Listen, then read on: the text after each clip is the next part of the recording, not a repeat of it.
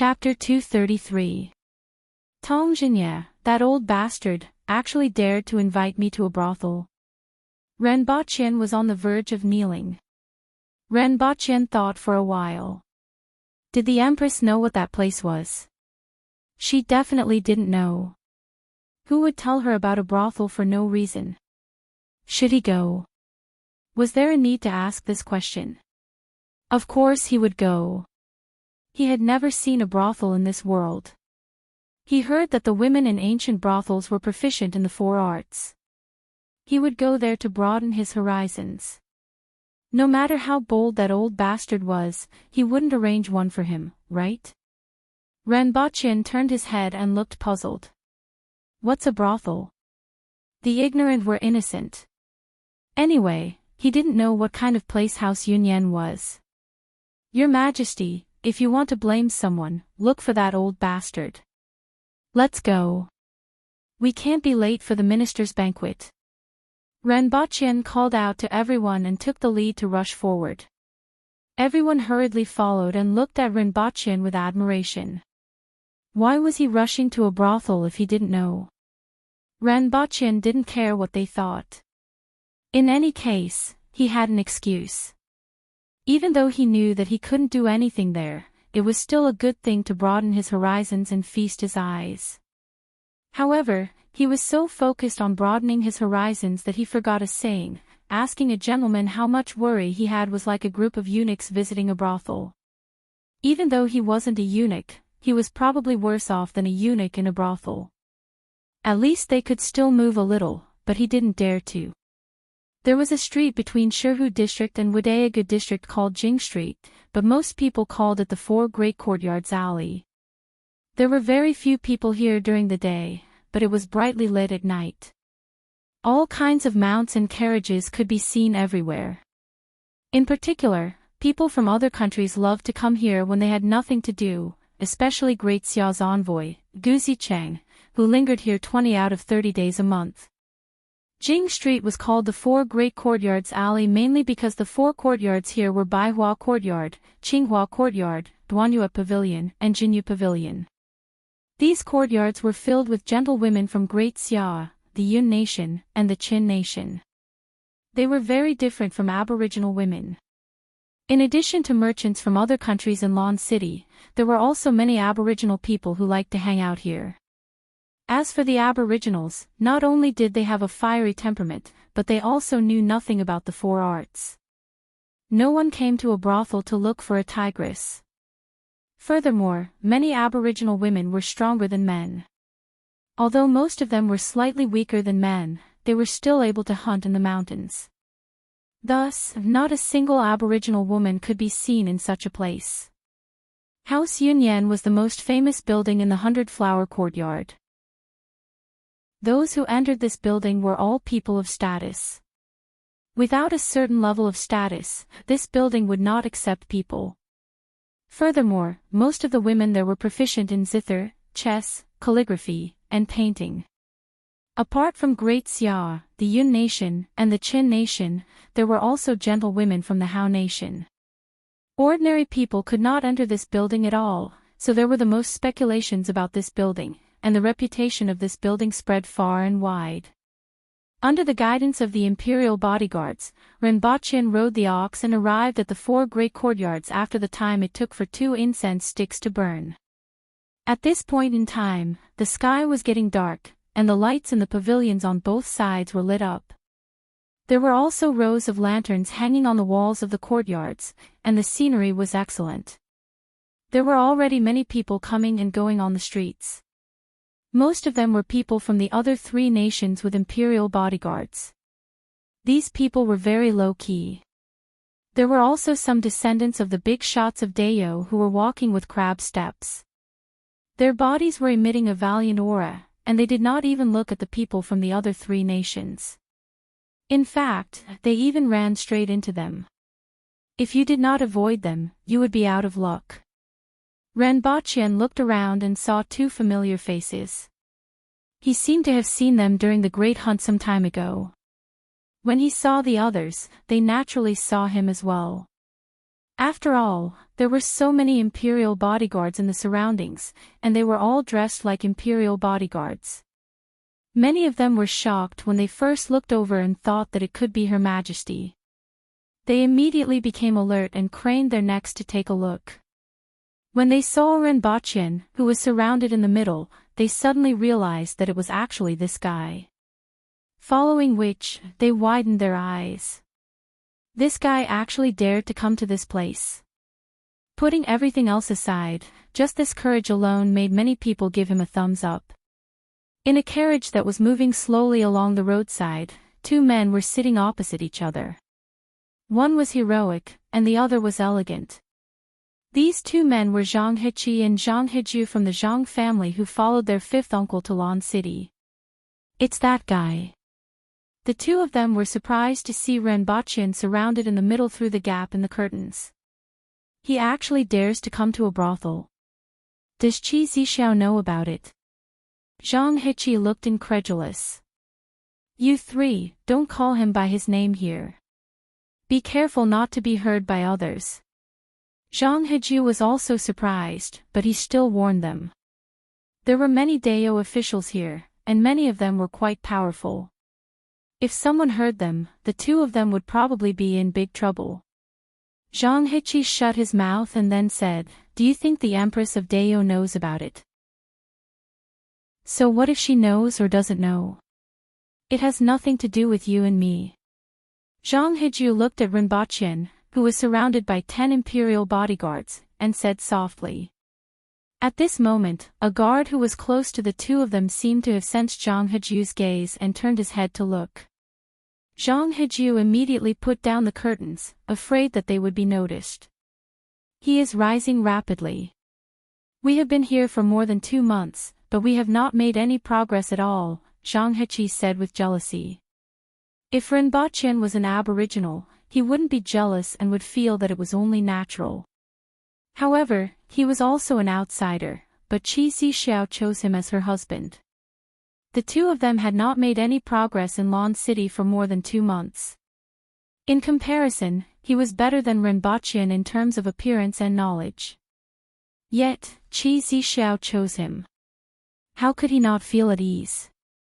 Not only him, but Zhang Heju also felt the same way.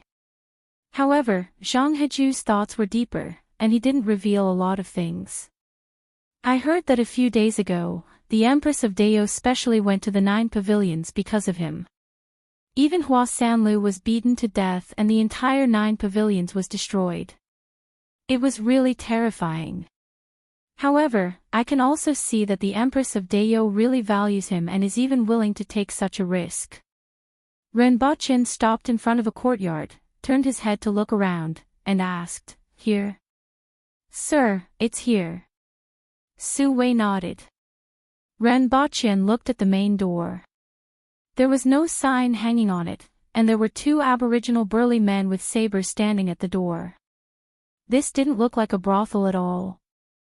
Why did it look more like a prison?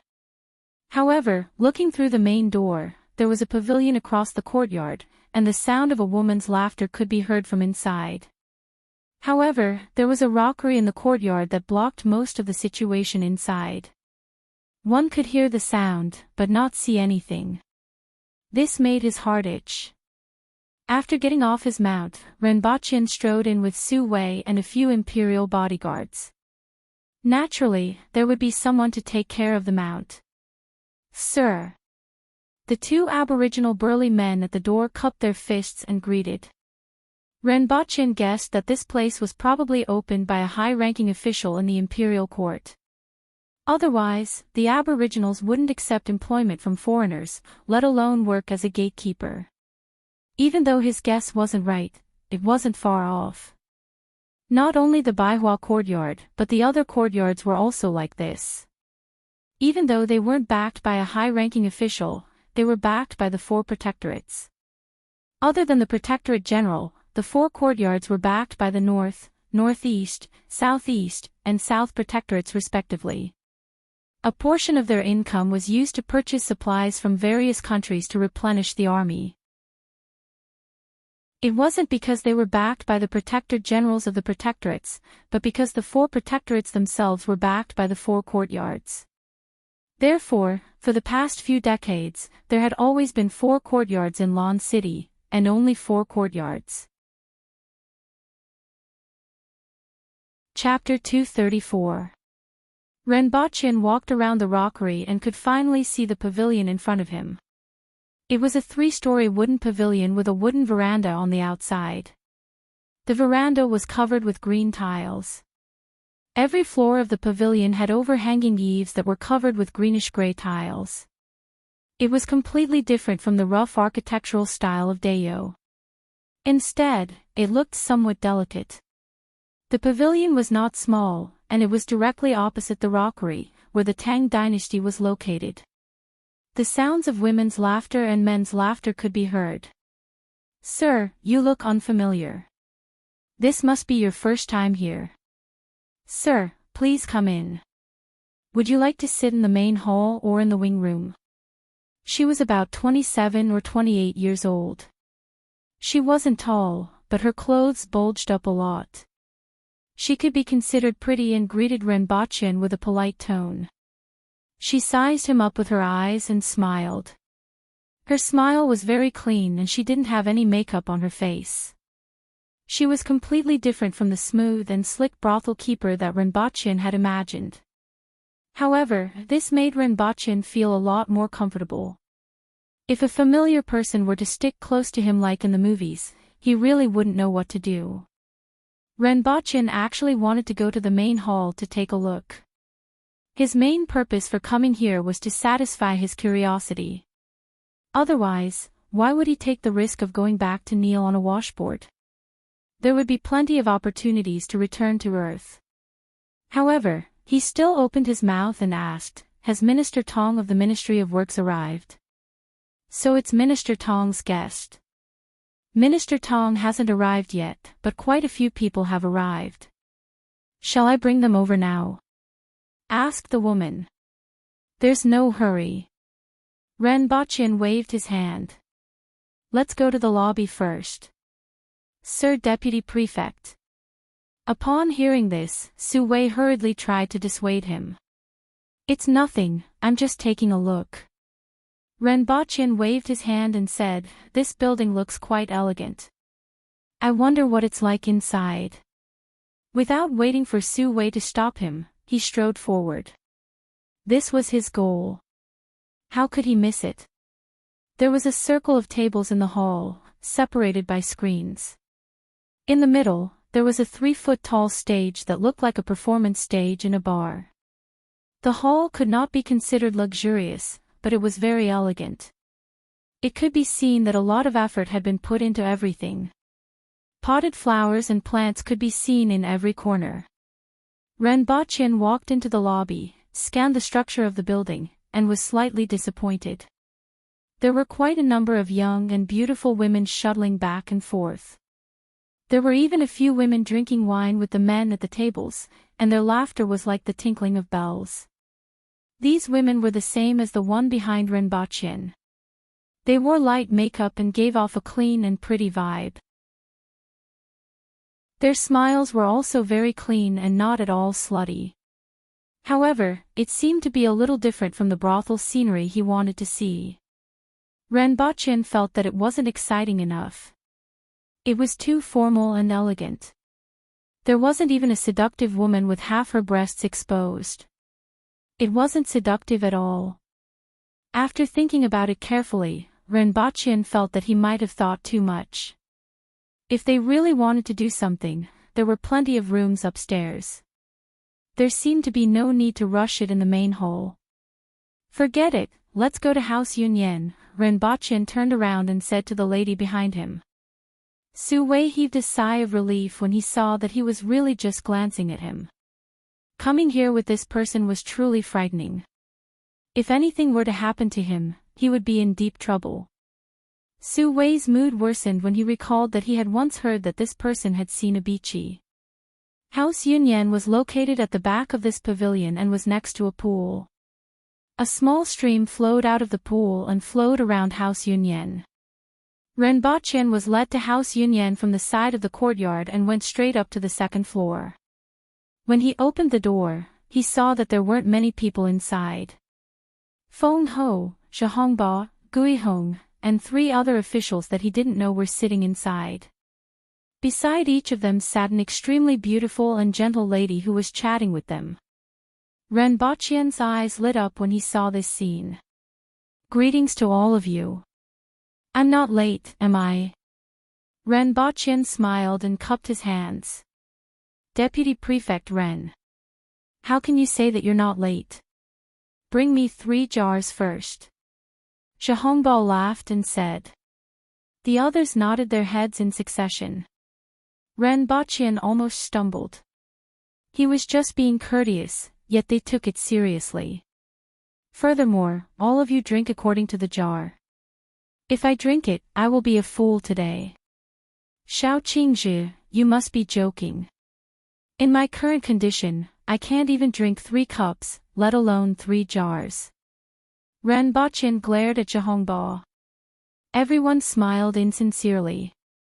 Their gazes were strange and it made Renbao's hair stand on end. Deputy Prefect Ren, please sit here. Gui Hong called out to Renbao. The seat was just beside him. There was still an empty seat which presumably belonged to Tong Zhinya. If it was according to the official position, it would never be his turn to sit in that seat. But in reality, everyone really couldn't put him down. After all, this banquet was held because of Renbao's cement and sweet potatoes. Furthermore, Renbao had another identity. When he sat down, Renbao also knew the identity of the other 3 people. One was the Xiao Qing of the Department of Ordnance, the other was Tong Yan of the Department of Works, and the last one was the Assistant Minister of the Ministry of Works, Feng Lai. Among them, the craftsman supervisor was mainly in charge of repairing houses, making official uniforms, registering craftsmen, etc. Deputy Prefect Ren, I still have to thank Deputy Prefect Ren for making the cement. In the future, it will save me a lot of effort when I build and repair houses.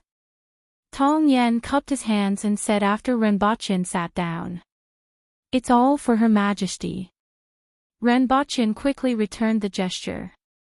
Following which, everyone casually chatted for a while.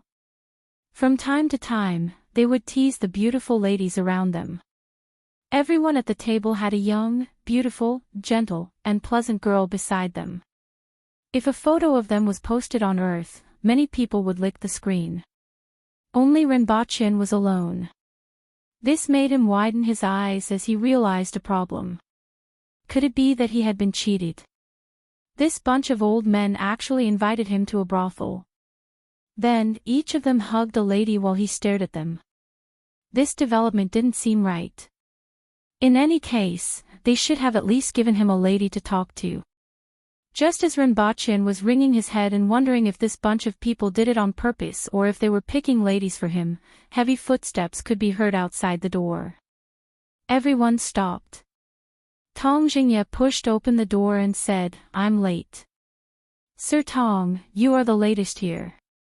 You have to drink 3 jars of wine as punishment.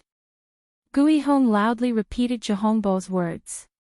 Even though Tong Zhinya was his immediate superior, he didn't show any mercy when it was time to run on him. Well said, well said.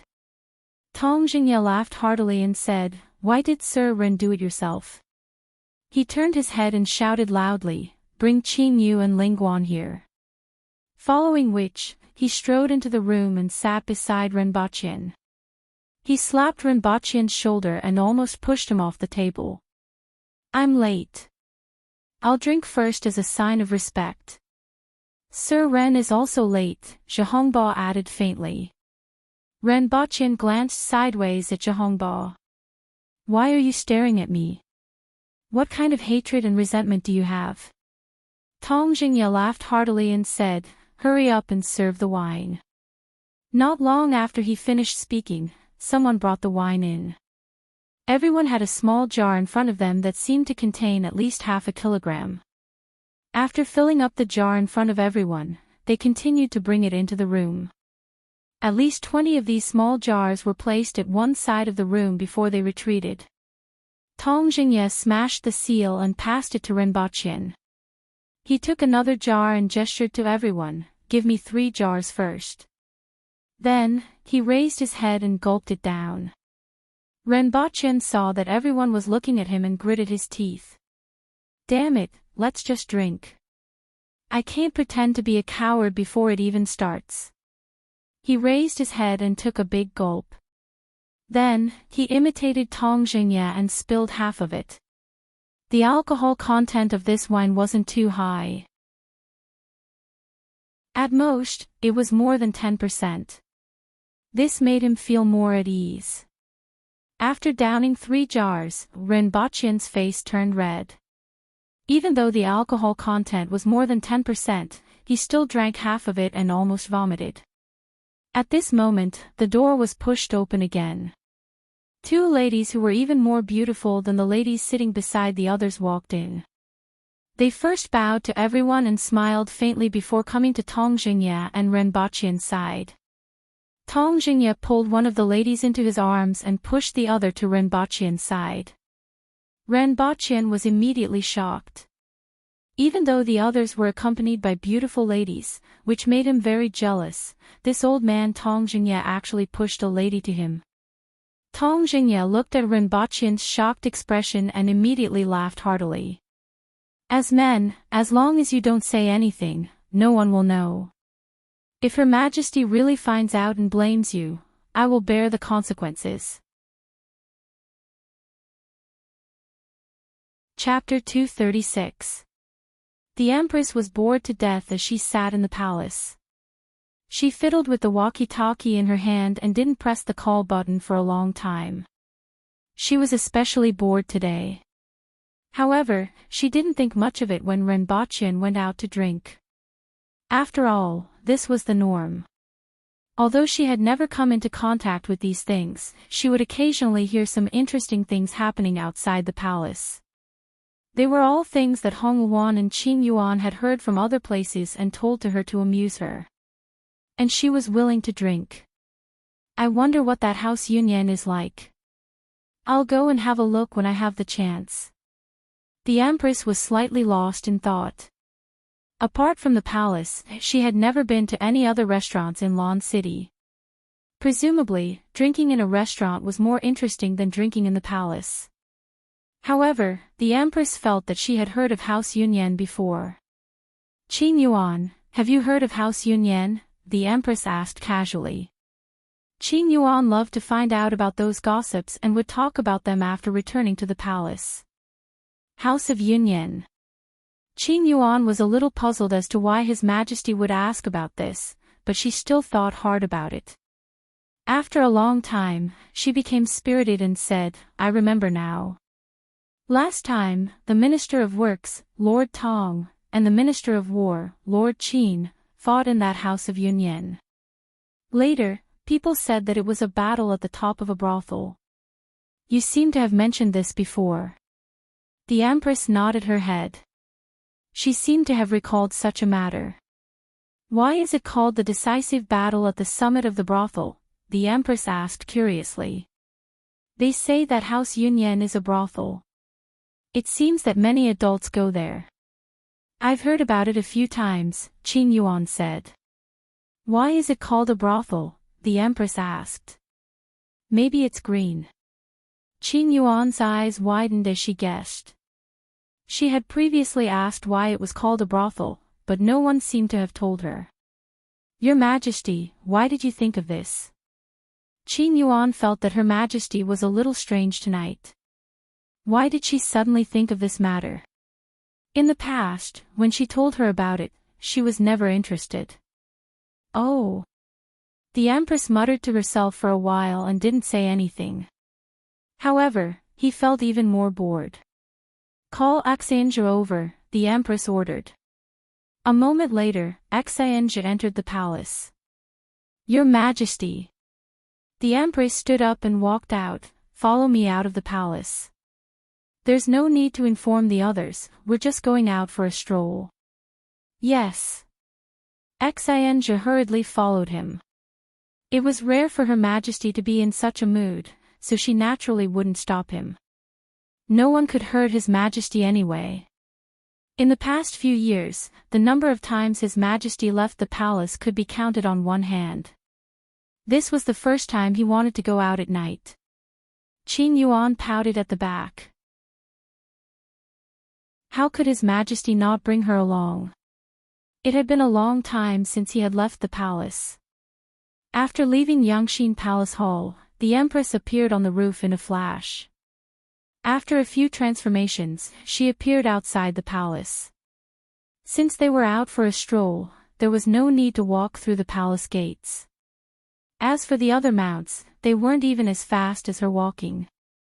Your Majesty, where are we going? Xianzhe landed behind the Empress and asked.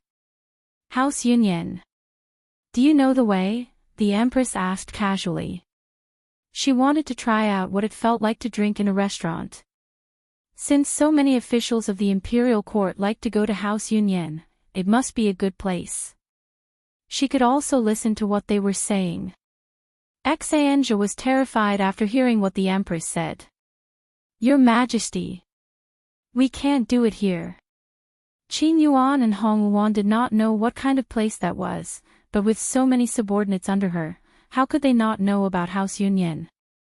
Even if no one mentioned it in front of her, she would occasionally hear about it. When the Empress saw Ren Baqian's reaction, she turned to look at her and asked, Why? Is there anything I don't know? Your Majesty, House Yunyan is a place for men to seek pleasure. With your status, the consequences will be unimaginable if you go there. Furthermore, you will be disgraced. Seek pleasure. Not a restaurant. The Empress finally understood what was going on. Your Majesty. Xianzhe did not know whether to laugh or cry. Which bastard told the Empress about that place? That's a place where women accompany men to drink and seek pleasure. It's really not suitable for your Majesty to go there. Why don't I accompany you somewhere else? If your Majesty wants to go to a restaurant, I know 2 good places to go, Xianzhe consoled. The Empress was silent for a while before she chuckled. Xianzhe felt the temperature around the Empress drop sharply. Even she could feel the chill. Hee, all the more reason to go and take a look. The Empress sneered. Your Majesty. Xianzhe was shocked. If people knew that the Empress wanted to go there, the consequences would be unimaginable. Lead the way. The Empress said coldly. With the sweet potatoes made by Sir Ren, life in the mountain village will be much better in a few years. I thank you on behalf of everyone in the village. Sir Ren, why don't you consider going to the Department of Agriculture and Livestock? Gui Hong held a small jar and knocked it against Ren Baqian's bowl. Then, he raised his head and gulped down the wine. No, I'm not going. Ren Baqian rejected him flatly. Then, he gulped down another mouthful of wine. His eyes were already blurred. He had already drunk a lot of wine before Gui Hong.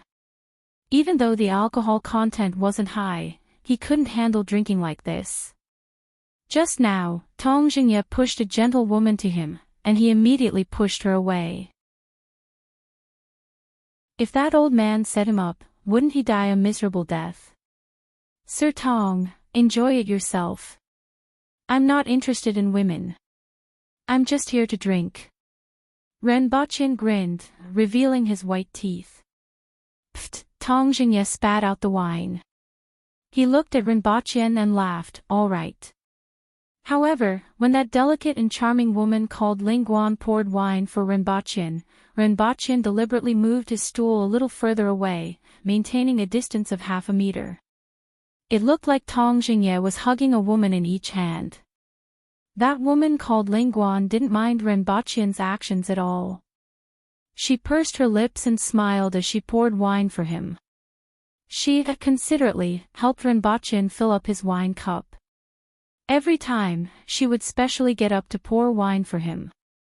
Ren Baqian always felt that this woman was definitely in cahoots with them. Tell me, what benefits did Sir Tong promise you to get me drunk with them?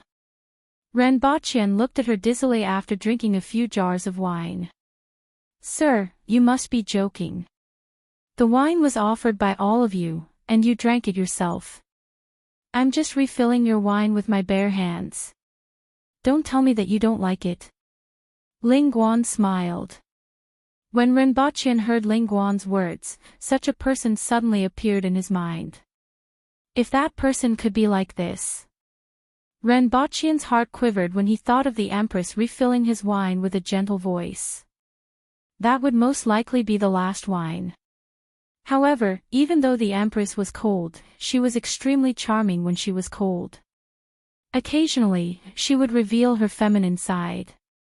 That kind of contrast was very alluring. However, it was extremely rare.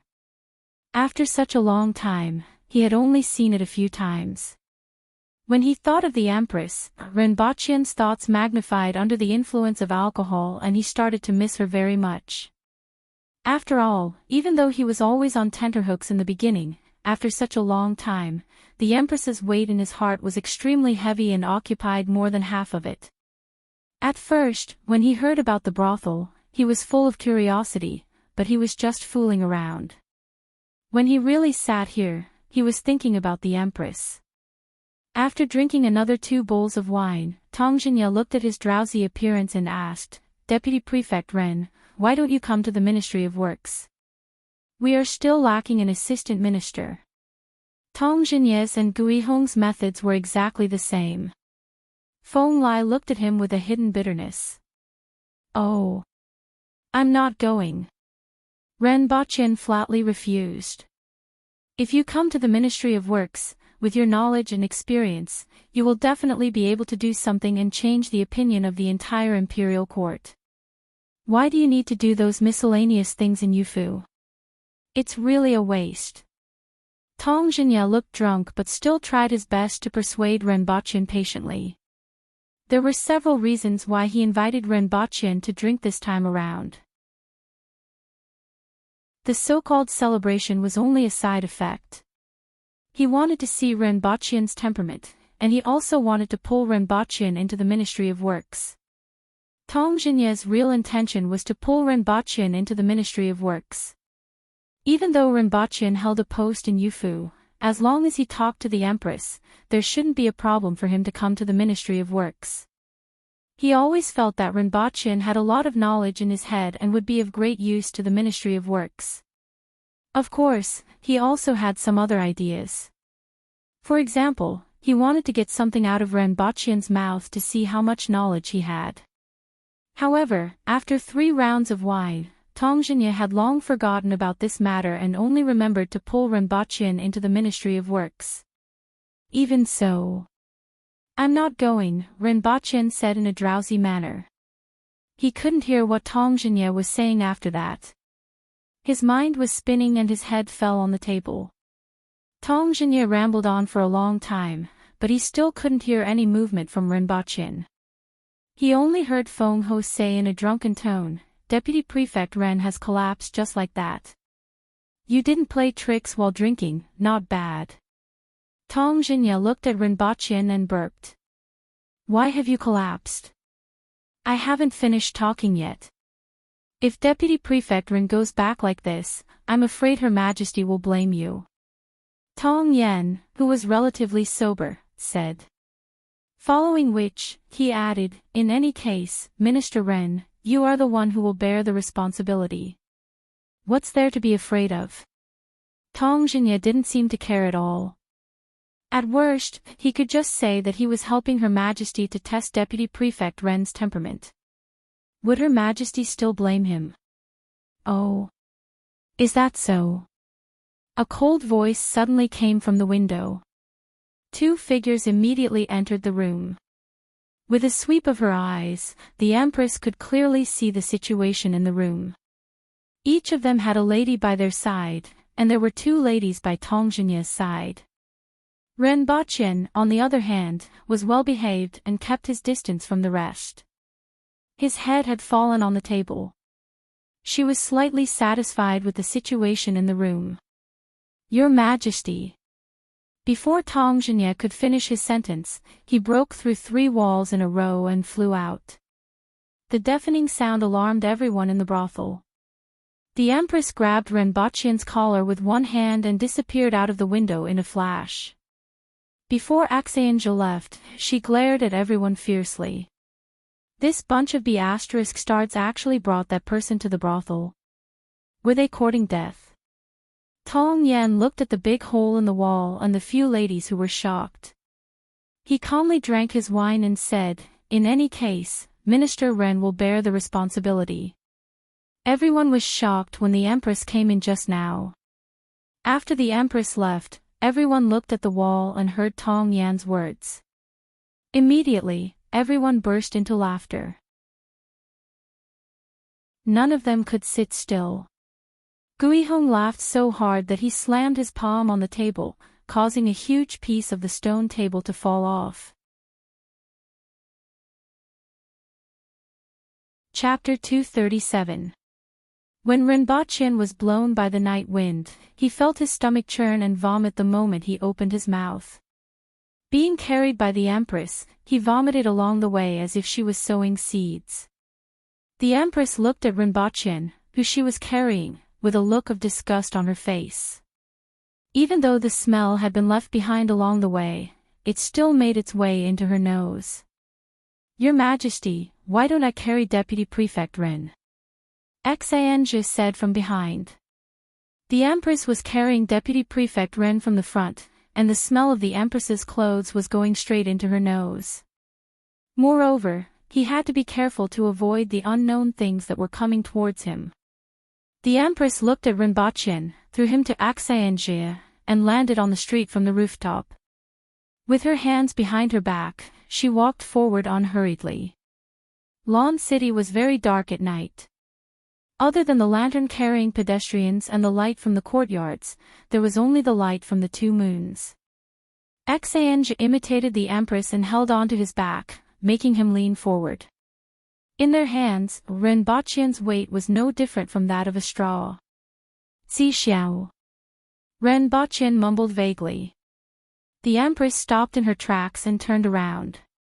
Renbaqian's eyes were tightly shut, and he didn't seem to be sober at all. He was still mumbling, "Si xiao." "Si xiao." Axianzhe was shocked. Renbaqian actually called Her Majesty by her name. His Majesty didn't seem angry at all. Instead, his expression was relaxed and calm, not cold. "Si xiao, pour the wine." The Empress, Axianzhe was shocked by Renbaqian's courage. The Empress furrowed her eyebrows and ignored him. She turned around and walked toward the palace. After returning to the center of the palace, she threw Renbaqian back to Pingle Park. The Empress took the wine pot and went up to the roof of Yangxin Palace Hall. She looked up at the moonlight and drank a mouthful of wine from time to time. Originally, he was prepared to beat Renbaqian half to death and cripple Tong Zhenye. However, when she saw that he kept his distance from the others and behaved himself, her anger disappeared without a trace, and her mood changed from bad to good. If Tong Zhenye hadn't spouted nonsense, he might not have been beaten. What happened just now? In a room, sat a man with one arm missing. His surname was Xing, and his name was Xing Rong.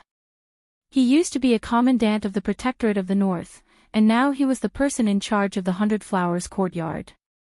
The Minister of Works, Lord Tong, is hosting a banquet at House Yunyan. Below him were 10 equally muscular men, but they were missing an eye, an ear, and only 2 fingers on their left hands. Xing Rong didn't say anything. His life of blood and fire gave people the feeling that he was like steel that had been tempered 100 times. He was silent, hard, and contained a powerful explosive force. Even though he was now a cripple, not many people would look down on him. Imperial Deputy Prefect Renbaqian has also been invited by Sir Tong, that man continued. Xing Rong thought for a while before he remembered who Imperial Deputy Prefect Renbaqian was. In fact, no one really took Renbaqian's position as Imperial Deputy Prefect seriously. Usually, when people mentioned him, they would refer to him as that guy. When Xing Rong recalled who Renbaqian was, he laughed. And then, His Majesty is here, the man said concisely. Lord Tong suffered a kick and smashed through 3 walls before falling into the Moon Pavilion. On the other hand, Deputy Prefect Ren was fine and was brought back. I wonder if anything will happen when I get back. Upon hearing this, Xing Rong burst into laughter. He laughed so hard that tears were about to come out of his eyes. After a while, he stopped and asked, "How is Renbaqian?" I couldn't tell. He looks quite well behaved. If he doesn't follow the rules, Your Majesty doesn't have to do anything. I will kill him with a slap, Xing Rong said casually. The Empress's prestige in Dao was extremely high. The same went for Hongwu in the Protectorate of the North and the people of Dao. As Hongwu's subordinate, he naturally revered the Empress. Tell everyone who knows about this to shut up. Xing Rong waved his hand. Whether it was him or the people of the Ministry of Works, they all kept their mouths shut about this matter.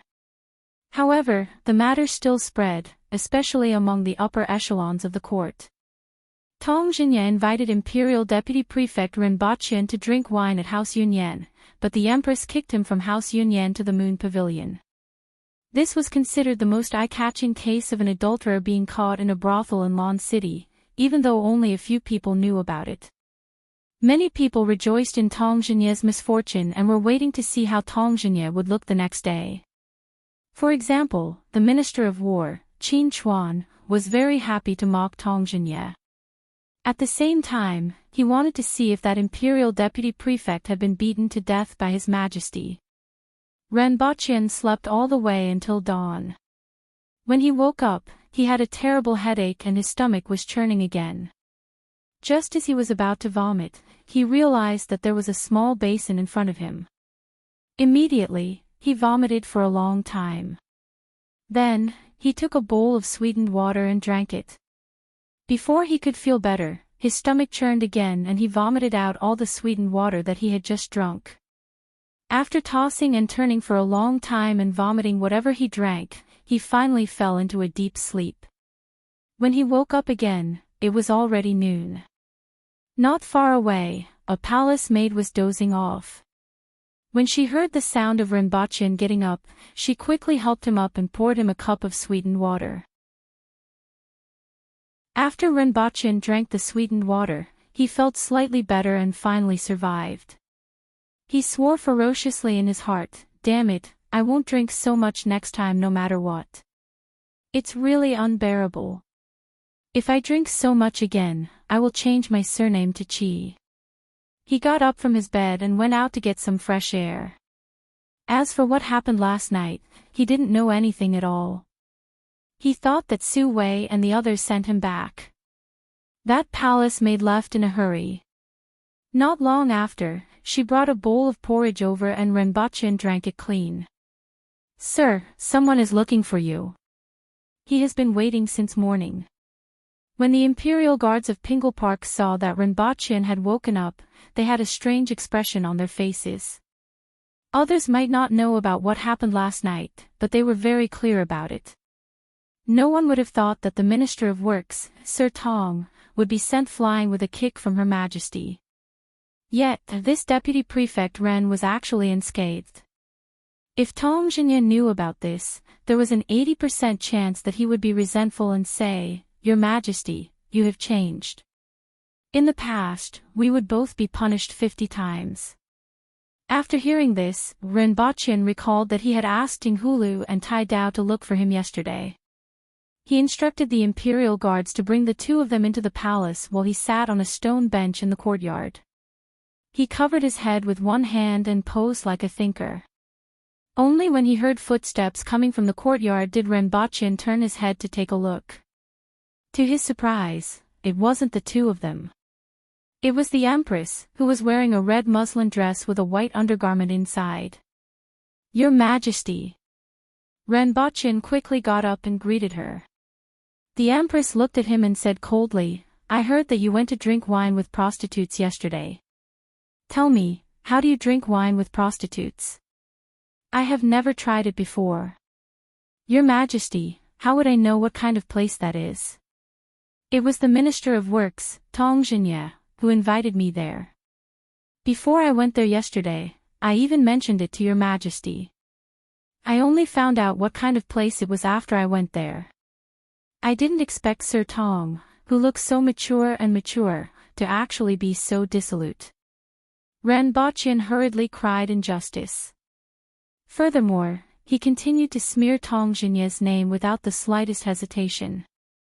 I heard that you even called my name, the Empress said again.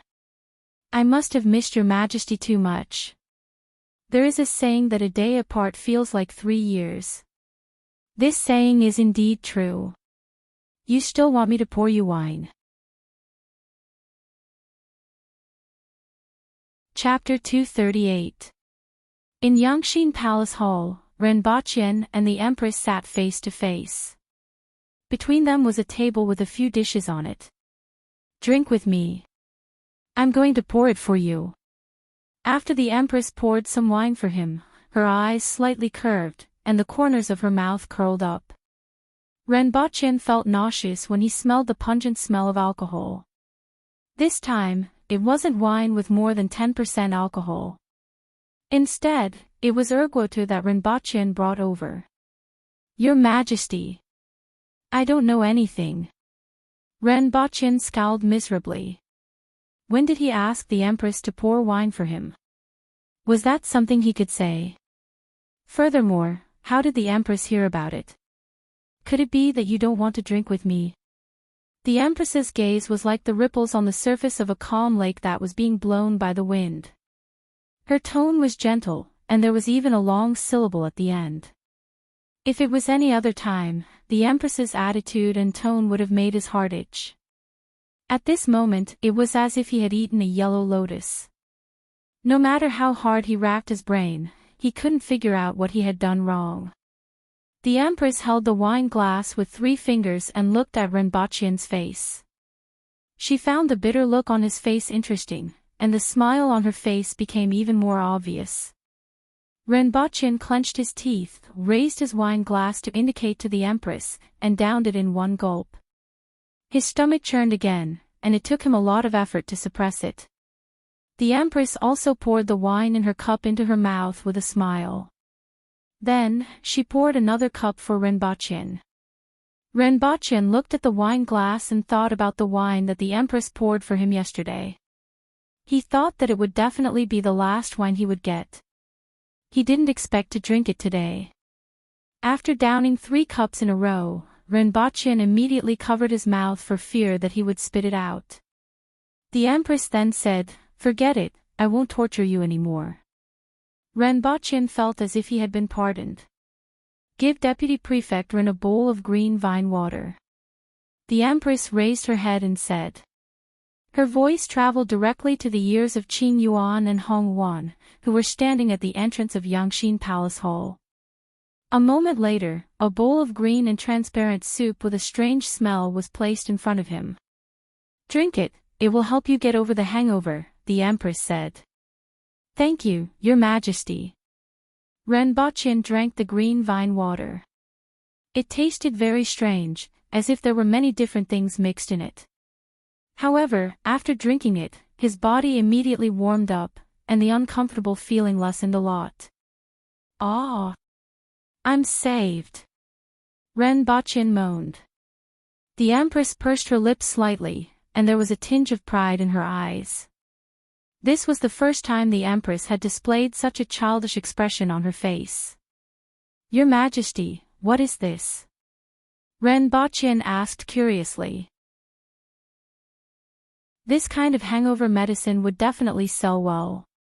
He had drunk those anti-hangover drugs before, but the effects were very ordinary, especially after drinking. Compared to the green vine water, it was like heaven and earth. It's a type of green vine from the 60,000 mountains. You can use it after grinding it into powder and mixing it with water. However, ordinary people can't get drunk even if they want to. Naturally, no one uses this thing, the Empress said casually. Ren Boqian immediately memorized this. As long as this thing was brought to Earth, it would probably be launched into the market very quickly. After all, the two drugs were still in development, and it would probably take a few years before they could produce results. Although he still had 20 million on him, which seemed like a lot, it wasn't really enough to do anything. He was also too embarrassed to go to the Empress's treasury to take things back to Earth to sell. Ren Boqian stayed in Yangxin Palace Hall for a long time. After chatting with the Empress for a while, he got up and left. Although he was teased, he discovered something good. Ren Boqian felt that the laboratory on Earth would soon be able to launch a product that could be launched into the market. After returning to his room, Ren Boqian thought about whether he had forgotten anything. In the afternoon, he met Ting Hulu and Tai Dao. When they saw the Empress, they didn't even dare to raise their heads. The Empress glanced at the two of them, didn't say anything, and left on her own. Before she left, she asked Ren Boqian to come to Yangxin Palace Hall after he was done with his work. It was as if she came to see if Ren Boqian had woken up. After that, Ren Boqian explained some things to the two of them. In addition to the farmland, he also drew a rough outline of the sofa and asked them to find a carpenter to make it. He also asked a blacksmith to make things like springs. After which, he just needed to lay a cushion and cover it with processed leather. After thinking for a while, it seemed that he had forgotten nothing and disappeared from the room. Ren Boqian appeared in the living room on Earth and realized that it was night time. Other than the light coming in from the window, it was pitch black. Just as he was about to sit on the sofa, Ren Boqian's ears twitched slightly. There were sounds upstairs. Furthermore, it was the sound of someone walking and rummaging through things. Someone was there. A thief. Ren Boqian immediately realized that his house had been invaded by a thief. He didn't know if it was the thief or him who was unlucky. He wasn't around most of the time, but he actually bumped into the thief the moment he came back. He always came back with the Empress, but when he came back alone, he bumped into the thief. Ren Boqian felt that both he and the thief were rather unlucky. What should he do? Call the police. He was afraid that the thief would notice if he made any noise now. Should he make some noise to scare the thief away? Ren Boqian pondered that the important things upstairs wouldn't be taken away by the thief. For example, the contract he signed with Papa Chin would be useless even if it was taken away. But where would he put his face? In any case, he was a man who faced tens of thousands of soldiers and survived through a sea of blood. He had stayed in a world of martial arts for so long and had seen so many experts. How could he be afraid of a thief? Furthermore, his hands had the strength of 170 kilograms. Wasn't he more powerful than an average adult? Ren Boqian made up his mind.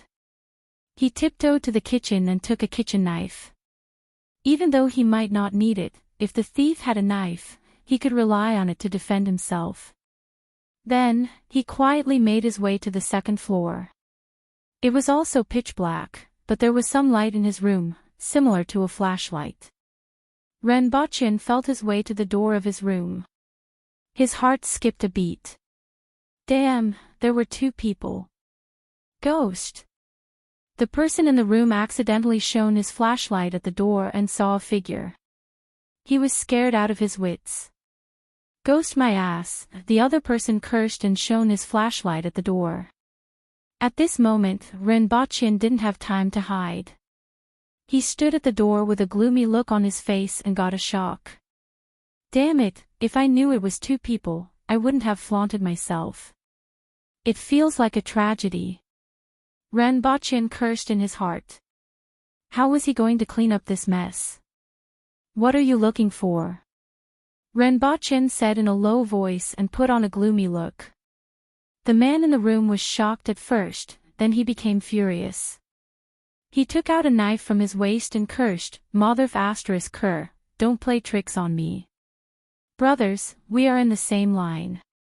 I didn't expect you to be one step ahead of me. Ren Baqian laughed awkwardly. Hearing Ren Baqian's words, the man became even more furious. Get lost, or I will stab you to death.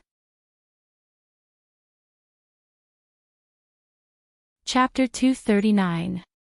At this time, there was a white cloth on the bed. There were some things piled up on it, but it was hard to see what was inside. Ren Baqian thought about it and realized that there was nothing worth stealing from him.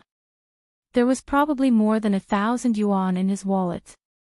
It didn't matter if he let them take it. As for those cards, they shouldn't be able to guess the password. He could just get another one tomorrow. At this moment, he suddenly remembered something. There seemed to be a few jade pendants. Although they were not worth much, they were worth 2 million yuan in total. However, he did not sell them because they were not enough. But it didn't matter. It didn't matter if the jade pendant worth 2 million yuan was gone. Moreover, if the jade pendant worth 2 million yuan was lost, the police should be able to catch the culprit. Ren Baqian remembered that there were some photos of the Empress in the phone. He had to get the phone back. Ren Baqian thought about it and felt that such a small request shouldn't be too difficult, right? They couldn't sell the phones for much money. The man thought for a moment. What if this person really went out and called the police? He could not help but ask, "What do you want?" "We'll split it in half when we meet," Ren Baqian said. Of course, he couldn't just ask for the phone. It would be too obvious. The two looked at each other and nodded. All right. Ren Baqian reached out to turn on the lights, and the two of them immediately shouted, "Don't turn on the lights." "It's fine. I've been watching this place for a long time, and there are very few people here," Ren Baqian replied nonchalantly. Of course, the two people that Ren Baqian mentioned knew about this. Otherwise, they wouldn't have appeared here. "The items are here. We'll take these items. You can choose the rest." One of them directly grabbed a few pieces of jade pendants. Although the two of them did not know much about these things, they were often very valuable. Ren Baqian scanned through the contents and knew that they were all things that weren't very important to him. Contracts and whatnot were tossed aside by them. Generally, there isn't much cash in a wallet, but I still choose a wallet. Ren Baqian stood at the door and didn't move. The two people inside were holding knives in their hands. Getting his wallet would save him the trouble of getting a new card and ID. The burly man threw the wallet at Ren Baqian's feet. "Those are jade pendants, right? It should be something good. Since that's the case, I'll earn some money." "I want the phone too," Ren Baqian continued. The phone slid across the floor to his feet. Ren Baqian heaved a sigh of relief. Everything else didn't matter. He's the landlord. His photo is on the table. Just as Ren Baqian was about to relax, another person in the room suddenly shouted in surprise. Ren Baqian cursed in his heart. Suddenly, he recalled that he did have a photo with the Empress. It was taken in Turkey, and he had developed it and placed it on the table. If he had known earlier, he wouldn't have turned on the lights. Hearing this, the big man's eyes flashed fiercely. "Brat, you're courting death. You're just stealing. You don't want to become murderers, right? If you're caught stealing, you'll be sentenced to 2 or 3 years at most, but murder is the death penalty," Ren Baqian calmly explained. When the two of them heard this, they were stunned. Their footsteps, which were about to rush over, also stopped. This was the first time they had encountered something like this. This guy was too calm. If it wasn't for the fact that this guy was holding a kitchen knife in his hand, he would have thought that he had met a tough opponent. However, Ren Baqian's calmness and words were still the same. The two of them secretly praised him for being a character. At first, he pretended to be in the same trade, but now he could say such words. Ren Baqian's calmness was infectious. "You're right. The burly man nodded. We're after money, not our lives. That's right. My wallet and phone are of some use to me. The rest doesn't matter. Ren Baqin smiled. You look like a character. This time, we've offended you. We won't take anything else and we'll leave now, the burly man said again. Ren Baqin paid attention to the two of them as he bent over to pick up the phone. At the same time, he said, since this is the case, I won't call the police. At this moment, the burly man's eyes suddenly flashed fiercely. He rushed toward Ren Baqin with the dagger in his hand. F***ck. Ren Baqin was shocked by this sudden turn of events. Didn't they already have a deal? However, his movements weren't slow. He quickly dodged to the side. After going through so many things, even though he was still a weak chicken and hadn't improved much in this aspect, he wouldn't panic when he encountered danger. Instead, he calmly dodged the other party's dagger. Why? Ren Baqin was puzzled. Why did the other party change his mind again? A dead man won't call the police. The burly man gritted his teeth and slashed the dagger in his hand toward Ren Baqin again. Ren Baqin's head was filled with question marks. No matter what, it wasn't worthwhile to kill someone, right? There shouldn't be any problem with his words unless the other party wanted to kill him from the start. Otherwise, it wouldn't make sense. However, he couldn't figure out what exactly was going on. However, he didn't have time to think. He narrowly dodged the dagger and slashed at the other party's hand with the back of his hand. Ren Baqin's ferocious nature was aroused. After all, he had killed people before. At this moment, he couldn't be like a lamb. Ren Baqin's kitchen knife happened to slash at the other party. It was fast and ruthless. The burly man couldn't stop in time and was directly chopped off by Ren Baqin. He immediately cried out in pain and covered his arm. Foozy! The other person rushed out of the room and was shocked to see this scene. He took out a dagger and stabbed at Ren Baqin. Ren Baqin barely dodged, but his ribs were cut. The pain was transmitted directly to his brain, causing him to groan. That person stabbed at Ren Baqin's neck again. At the same time, the burly man called Foozy endured the pain and used his left hand to pick up the dagger. When Ren Baqin saw that he was about to be attacked by two people, he quickly shouted, "Help," and turned to run. When the other party heard Ren Baqin shout, he became anxious and chased Ren Baqin downstairs with his knife. It was pitch black downstairs. His eyes couldn't adapt to the darkness and he almost couldn't see anything. At this moment, Ren Baqin suddenly stopped in his tracks and swung his kitchen knife at the man's neck. Blood immediately spurted out like a fountain. That person went limp without making a sound. Ren Baqin's palms were also sweating. It wasn't because he had killed someone, but because it was too scary to fight with a real knife and gun. His heart was about to jump out of his chest. At this moment, Foozy, who had a broken arm, ran down from upstairs. When he saw the other person lying on the ground, he immediately turned around and ran back. Ren Baqin heaved a sigh of relief and slowly followed him up the stairs. He thought to himself that this was considered legitimate self-defense. It should be fine to call the police, right?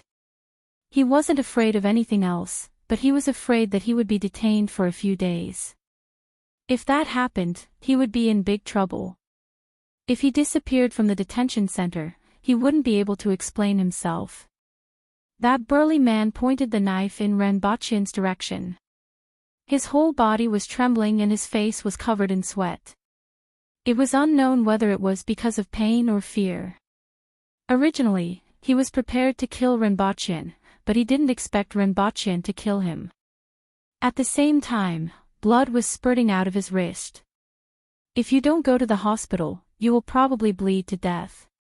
Ren Baqin kindly reminded him. That person being hacked to death by Ren Baqin should be considered legitimate self-defense. If this person were to bleed to death, it wouldn't be easy to determine. Renbochin was afraid that there would be trouble. That burly man stared at him fiercely and rushed over to stab him again. However, he only had one hand and it wasn't his right hand that he was used to. How could he be a match for Renbochin? Renbochin's knife slashed at his chest and he immediately fell to the ground. However, he was still breathing and didn't die. It was just that he bled a little too much and his ribs might have been fractured. Renbochin then relaxed, picked up the phone and called the police. I have 2 people who broke into my house to steal and tried to silence me with a knife. I accidentally hacked one of them to death and the other one is half dead. Renbochin reported his address to the police. Following which, he called Enchanting. Enchanting sleepily picked up the phone. Big brother, what time is it now? I killed someone. Renbochin's words immediately woke Enchanting up. He quickly asked, what's the situation? Where is it? Does anyone know? Upon hearing Enchanting's words, Renbochin felt warmth in his heart. After all, they were friends. Enchanting's first reaction wasn't to call the police to arrest him. Instead, it sounded like Enchanting wanted to help him deal with the aftermath. There were 2 burglars at my house. They broke into my house to steal and tried to kill me with a knife. During the fight, I hacked one of them to death and the other one was seriously injured, Renbochin said unhurriedly. How are you? Renbochin heard Enchanting's relieved voice coming from the other end of the phone. My palms are all sweaty and I was scared to death, Renbochin sighed. You aren't injured. Enchanting was astonished. Based on what he knew, Renbochin had never even fought before. Yet, he single-handedly killed 2 people who used knives to commit murder. You can't wait for me to get injured, right? Renbochin said unhappily. I will call the police. Hurry up and get me out. Don't worry, it will be fine. I will be there very soon, Enchanting consoled him and hung up the phone. Renbochin leaned against the wall and sat down. When he was talking to Enchanting on the phone, his tone was still considered calm. However, his heart felt like it was about to jump out of his chest. Fighting hand to hand with a knife. It was too thrilling. It was too exciting. Renbochin's adrenaline was surging. He was excited and scared at the same time. The police moved very quickly. In 6 to 7 minutes, they arrived at the neighborhood and went upstairs to knock on the door. Only then did Renbochin go downstairs to open the door. He almost slipped on the blood on the floor. When the police came in, they saw a person lying on the floor of the staircase. His body was covered in blood. There is another one upstairs, Renbochin pointed upstairs. 2 police officers stood on his left and right and restrained him to interrogate him about the situation. The other 2 officers went upstairs to investigate the scene. Renbochin briefly explained the situation, including the conversation between him and the 2 men. With an innocent face and lingering fear, he pointed at the person lying on the floor and said, he still has a few pieces of my jade pendants in his pocket. If they took my things, I would have tolerated it. But who would have thought that they would take my things and try to silence me? I was scared to death. The 2 police officers used a recording pen to record the situation. The ambulance had also arrived downstairs and sent the 2 men away. Renbochin then followed them to the police station. Just as he entered the police station, the identities of the 2 men were investigated. They were the murderers of the massacre in a certain city and had fled to this area. Now, it was clear why the 2 men wanted to kill Renbochin to silence him. As long as Renbochin called the police and revealed their appearance, they would immediately be arrested by the entire city. Therefore, they might as well go all out and kill Renbochin to silence him. They did not expect to meet a tough nut to crack this time. 10 minutes later, Enchanting also arrived at the police station. After asking about the situation, he patted Renbachian's shoulder and gave him a thumbs up. An ordinary person would have panicked in such a situation. It was not easy to escape, let alone counterattack. After giving his statement at the police station and waiting for the report, Renbachian and Qingqing finally walked out of the police station in the wee hours of the morning. In fact, the police officers had already judged the situation at the crime scene. For the next few hours, Renbachian directly lay on the table in the interrogation room and slept. As an ordinary person, he was actually able to sleep after encountering such a situation. This made many of the police officers who saw this extremely impressed. "I'm hungry, shall we go for breakfast?" Renbachian turned his head and asked Qingqing after leaving the police station. Qingqing looked at him with a weird expression and said, "Most people are not used to killing people, especially in such a bloody and thrilling scene. You slept and ate. Those who don't know would think that you are a repeat offender. I can't possibly skip meals and sleep just because of this, right? Don't forget that this matter is not over yet. Don't leave searching for the time being and wait for the verdict. Logically speaking, you should still be inside," Qingqing said. Although the matter was almost settled, otherwise, even if he used some connections, Renbachian would not be released so quickly. Chapter 240. His surroundings were dark blue, and the only light coming from above prevented the surroundings from falling into complete darkness. The omnipresent water pressure pressed down on Renbachian's muscles and bones, but Renbachian was trying his best to go down. All thoughts were thrown out of his mind, and there was only one thought in his mind: go down. After an unknown period of time, he suddenly woke up when he lost all his strength. Phew! Renbachian gasped for breath. Just now, it was as if all the air in his chest had been squeezed out. After a while, Renbachian clenched his fists. They were soft and powerless, but his eyes were shining. Today, he actually dived 1 meter more. One had to know that after practicing re-visualization for so long, he could only dive half an inch more every day after taking a medicinal bath. Every 7 days, he could only dive 1 meter more. 7 days was the period in which he absorbed all the medicinal effects of a medicinal bath. However, today, he dived 1 meter more than the day before yesterday. Why did such a change happen? Renbachian was deep in thought. There were no other changes these days. He didn't practice yesterday, but today, he dived 1 meter more, which was equivalent to absorbing the effects of a medicinal bath.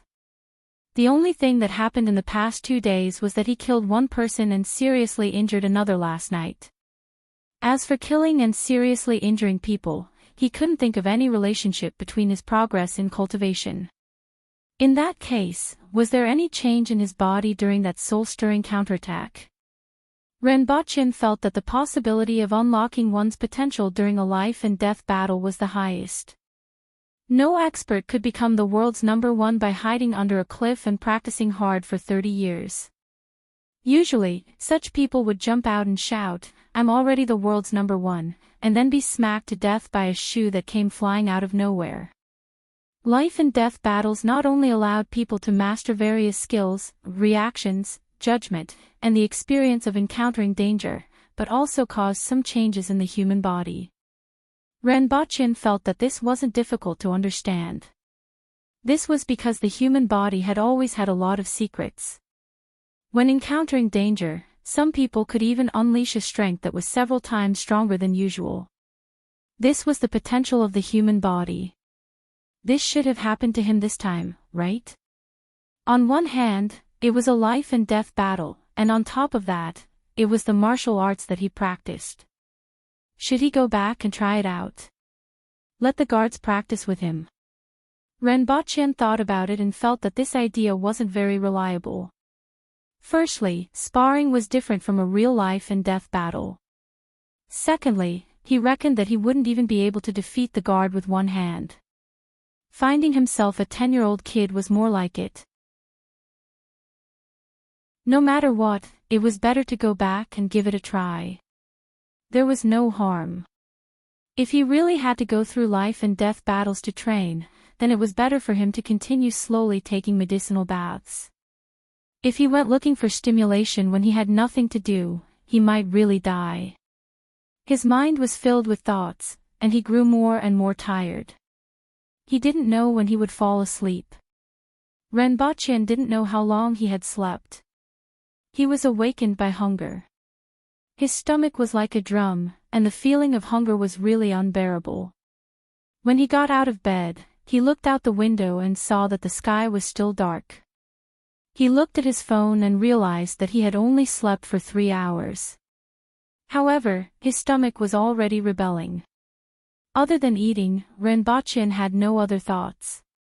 When he arrived downstairs, the bloodstains on the ground had been cleaned up, and the smell of blood had long disappeared. As for the fact that someone had just died, which was unlucky for others, he did not care at all. After eating a bowl of instant noodles, Renbochin touched his stomach and felt that he had come back to life. Then, he felt a strong sense of hunger again. He ate 3 bowls of instant noodles in a row, but his hunger was still not gone. He cooked 5 packets of frozen dumplings and ate them before he felt a little better. Damn it, I'm finally alive. Renbochin touched his stomach and groaned. Could this be the change caused by the increase in strength? Does the body need a lot of energy? Renbochin pondered. Just like the Empress, if she relied on eating to replenish her energy, the amount of food she ate would make an ordinary person's eyeballs pop out. It was the same for him this time. In the past, he had to absorb medicinal baths to increase his strength. This time, he completely relied on food. It was no wonder that he felt so hungry. He went to the living room and picked up the tension machine that he had used before. He casually tested it. It was easier than the previous time, which meant that his strength had increased. Every time he absorbed all the medicinal effects of the medicinal bath, he could dive 1 meter deeper and increase his strength by 15 kilograms. It was very likely that it would be the same this time. Before the first medicinal bath, his hands should be able to lift objects that weighed 130 kilograms.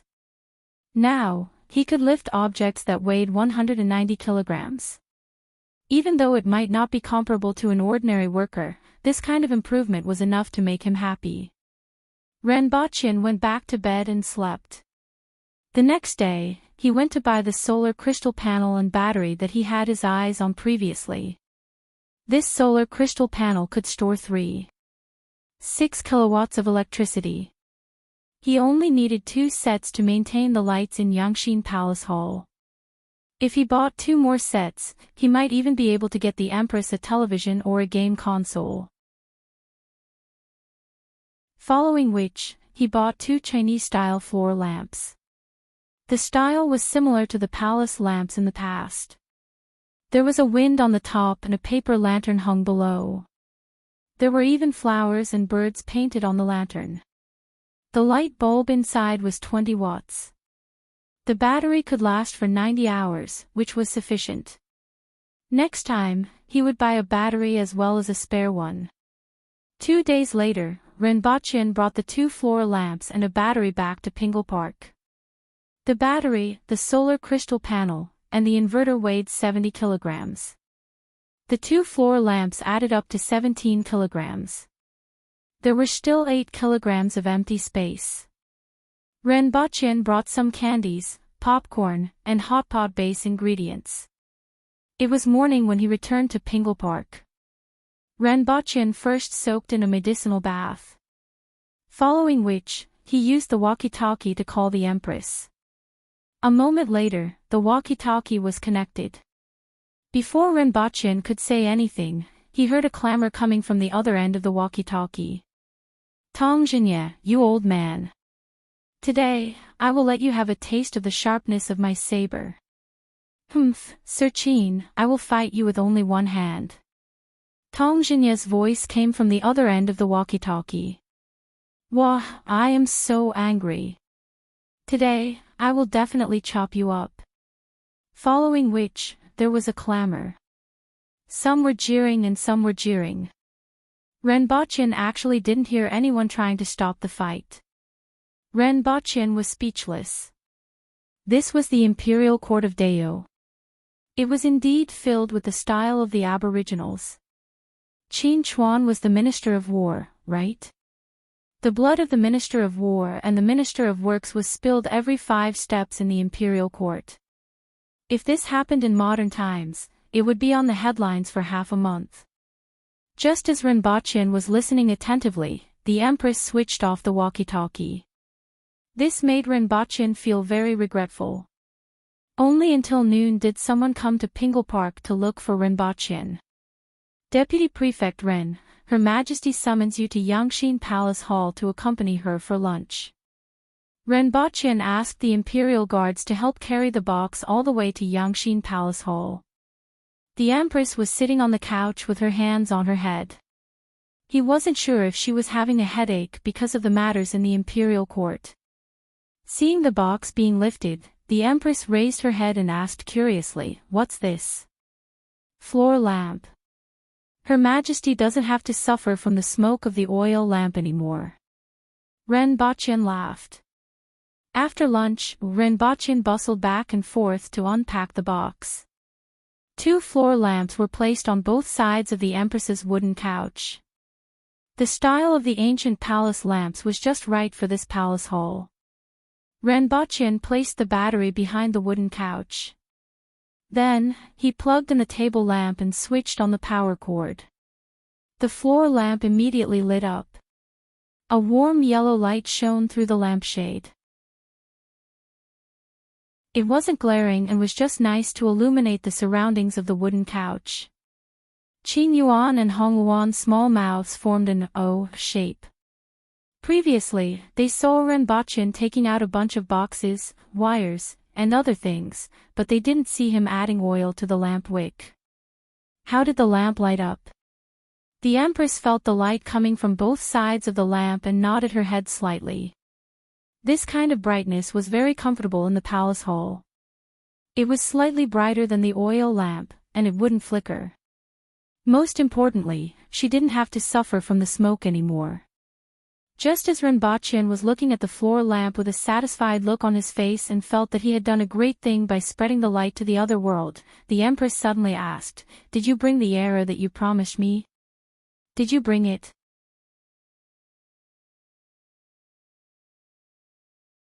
Chapter 241. Did you bring the era that you promised me? The Empress's voice drifted into Renbochin's ears.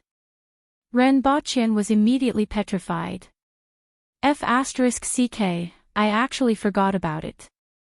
Furthermore, the Empress actually remembered. Renbochin was at a loss and looked like a bitter gourd.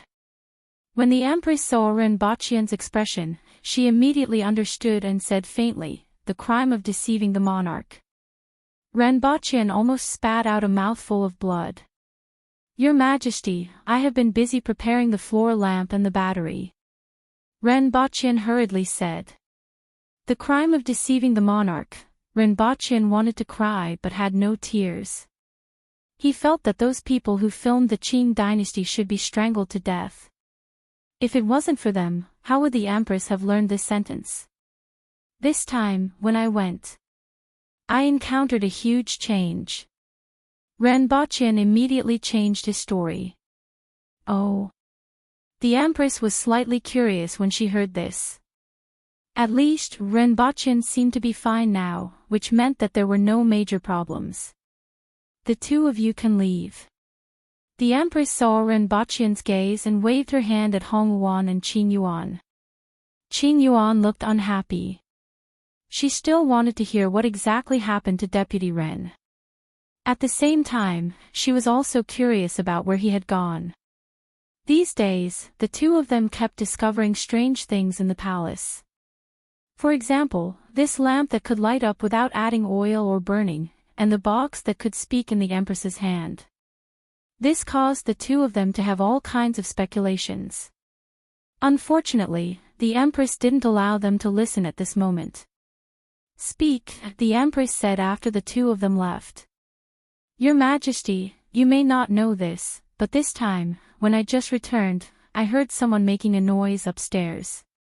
I immediately tensed up and thought that an accident had happened. At this moment, the culprit directly stabbed me with a dagger.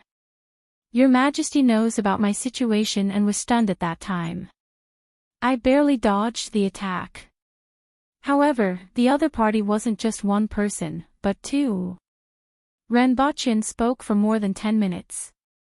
He had the voice and appearance to describe his encounter with a thief and counterattack like a Hollywood blockbuster. It was thrilling and full of ups and downs. If one listened to his story, they would definitely think that he encountered Marines and not two thieves. For this reason, he specially showed the wound on his ribs to the Empress. In the end, I stayed in the police station for 3 days before I was released. During these 3 days, I thought about Your Majesty day and night. After I left the police station, I immediately went to retrieve this battery and the floor lamp before rushing back to see Your Majesty. My empty heart was finally at ease and I finally found a place to belong. Renbochin finally spouted nonsense with a straight face. The Empress looked at him and shook her head. Forget it, I'll let you off this time. Renbochin heaved a sigh of relief. It's not that I don't want to, but there have been too many twists and turns. I am physically and mentally exhausted after staying at the police station for a few days, and I miss Your Majesty, so I decided to postpone this matter. I can't tell that you are physically and mentally exhausted, but your face is indeed glowing, the Empress said casually with a smile in her eyes. She didn't know how much of what Renbochin said was true, but it was true that something had happened. In fact, most of the time, women didn't care whether what you said was true or not. As long as she felt that what you said was true and she was willing to believe it, it was fine. Even though the Empress felt that what Renbochin said was a little exaggerated, but seeing that Renbochin was really injured, she didn't really care.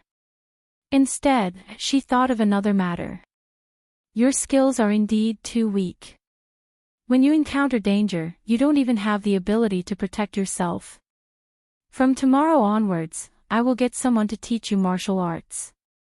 You must not slack off. Otherwise, if you are killed, even if I can avenge you, you won't be able to come back to life. The previous time was an example, and it will be the same this time, the Empress continued. There was a trace of concern in her voice. It was very soft, but it could be felt. Thank you very much, Your Majesty, Renbochin said softly. He also knew that what the Empress said was right. In such a world, no one knew when and what kind of things would happen. In particular, the difference in the level of martial arts between him and others was too big. The corresponding danger was also greatly increased. If he really encountered something like the previous time, he could only resign himself to fate. I will do my best, Renbochin added. The Empress didn't care about his determination at all. I will be watching you. Renbochin. That afternoon, the Empress sat on a chair. Beside her was a small table with fruits, sweets, popcorn, and wine. Behind her was a huge imperial canopy that blocked the sunlight like a parasol. Beside her were Qing Yuan and Hong Wuan. One of them was massaging her shoulders while the other was fanning her. Renbochin turned his head to look at the Empress, then looked at the bodyguard in front of him whose build was similar to Schwarzenegger's. He was dumbfounded. Didn't she say that she would teach him? Why did she go straight to the arena?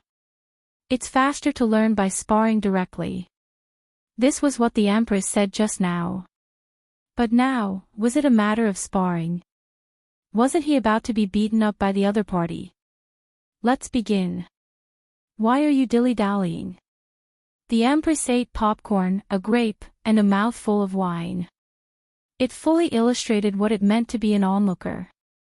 Deputy Prefect Ren, I will be gentler.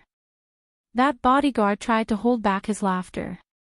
Renbochin really wanted to spit on his face. Your Majesty, I feel that it's better for me to learn some moves first. Renbochin couldn't help but turn his head and say. It's all right, you will learn after a fight, the Empress casually replied. Renbocchen looked at the muscular bodyguard in front of him helplessly. He made up his mind, shouted loudly, and dashed over. His imposing manner was overbearing like a mad dog. Then, he flew back at a speed faster than when he dashed over. There was a huge footprint on his chest. Renbocchen clutched his chest as he lay on the ground and looked up at the sky. He muttered to himself, "Oh, life. Don't be lazy, I'm watching." The Empress was all smiles as she ate popcorn and drank ergotte. More than 2 hours had passed. Renbocchen was lying on the ground. His whole body was covered in dust. Other than his face, which was still fine, there wasn't a single part of his body that was fine. "Your Majesty, I really can't do it. I feel like I'm seriously injured." Renbochen's voice was full of grief, like a cuckoo crying blood. "Oh, in that case, I will teach you a set of boxing techniques tomorrow. You can try again," the Empress said. Renbocchen lay on the ground and refused to get up no matter what. If the Empress had said this earlier, he wouldn't have had to suffer this beating. At this moment, the sun had already set. Renbocchen looked at the setting sun and thought about how he used to run under the setting sun, as well as the youth that had finally passed away. "You are too crafty and very lazy. If it was someone else who had this opportunity, they wouldn't hesitate to train hard every day, but you didn't even think about it. If you don't suffer a little, you will definitely be lazy. In the future, you will handle your work in the morning, practice your boxing techniques in the afternoon, and practice sparring on the other days," the Empress said sternly. After hearing these words, Renbocchen knew that his good days were completely over.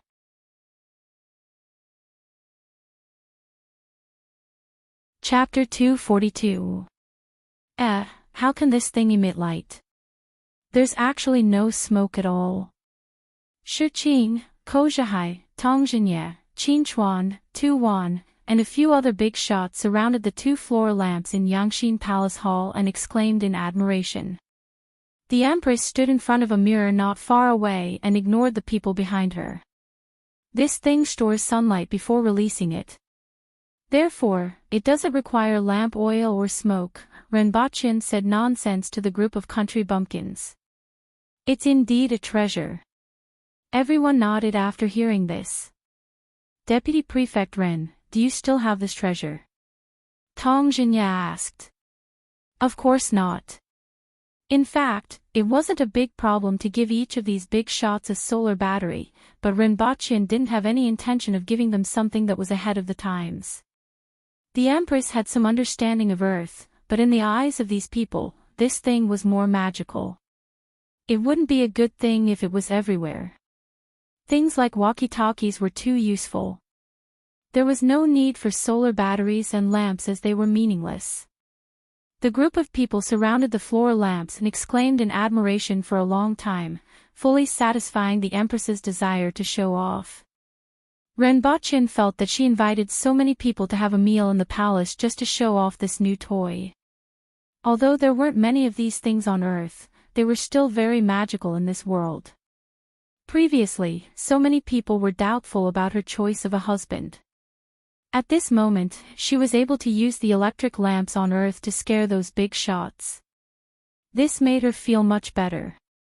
During lunch, everyone was full of praise for the food in the palace. The 2 shameless old men, Tong Jinya and Qin Chuan, immediately licked the plates. Everyone was also very tempted by the spices that Renbocchen took out. Although there were some spices planted in the Beast Park, it would take some time for them to mature. Furthermore, the amount was not enough to make anything. They could only hope that Renbocchen would quickly add more spices. After lunch, Tong Jinya pulled Renbocchen to one side and said, "I heard that Deputy Prefect Ren wants to buy land. I have a few hundred acres of land and can transfer some to you. What do you think, Deputy Prefect Ren?" "Sir Tong, it's not me who wants to buy land, it's Her Majesty who wants to buy land." Renbocchen immediately corrected Tong Jinya. However, Tong Jinye's ears were really sharp. Ting Hulu and Tai Dao had only been out for 2 days, and he already knew about it. In fact, Ren Baqian had forgotten about one thing. That day at the Beast Park, he mentioned that he was going to look for some land to plant spices. It's all the same, Tong Jinye replied indifferently. The imperial family had not bought any land for many years. Everyone knew whose idea it was to suddenly buy land. How many mu of land can Sir Tong transfer? What do you want? Ren Baqian asked. He didn't believe that Tong Jinye was inspired by Her Majesty and immediately sold a portion of his family's land to the Empress after knowing that she wanted to buy land. 50 mu. Spices, at least 10 mu of spices. I won't take them for free, just sell them to me, Tong Jinye immediately said. Ren Baqian felt that this amount was pretty good. 50 mu of land wasn't a small amount. This morning, Ting Hulu came to the palace and said that the fields around Lan City were distributed to the soldiers who had rendered meritorious service when the country was founded. Although the annual harvest was not much, not many people were willing to sell. Although they could buy spices, they were scattered all over the place and were far from Ren Baqian's requirements. I can only sell them to you for 3 years, Ren Baqian added. What if I transfer 100 mu of land to you? Tong Jinye thought for a while and asked. I will sell 20 mu of spices to you for 5 years. There is no need for more than that. By then, the production of spices should be very large and you should be able to buy them easily, Ren Baqian said. In fact, if they were to plant their own spices, they might not even need 5 years. However, they couldn't possibly plant the spices the moment the Empress planted them, right? Wouldn't that be snatching food from the mouth of the imperial family? Ren Baqian felt that 5 years was more or less enough. Tong Jinye thought for a while and nodded his head in agreement. Other than the spices for his own use, the rest of the spices could be sold to Great Xia and the Yun nation. He should be able to earn quite a lot. Tong Jinye was a businessman who was held back by the Ministry of Works. Although there were not many business-minded people in Deo, there were still some. Especially people like Tong Jinye.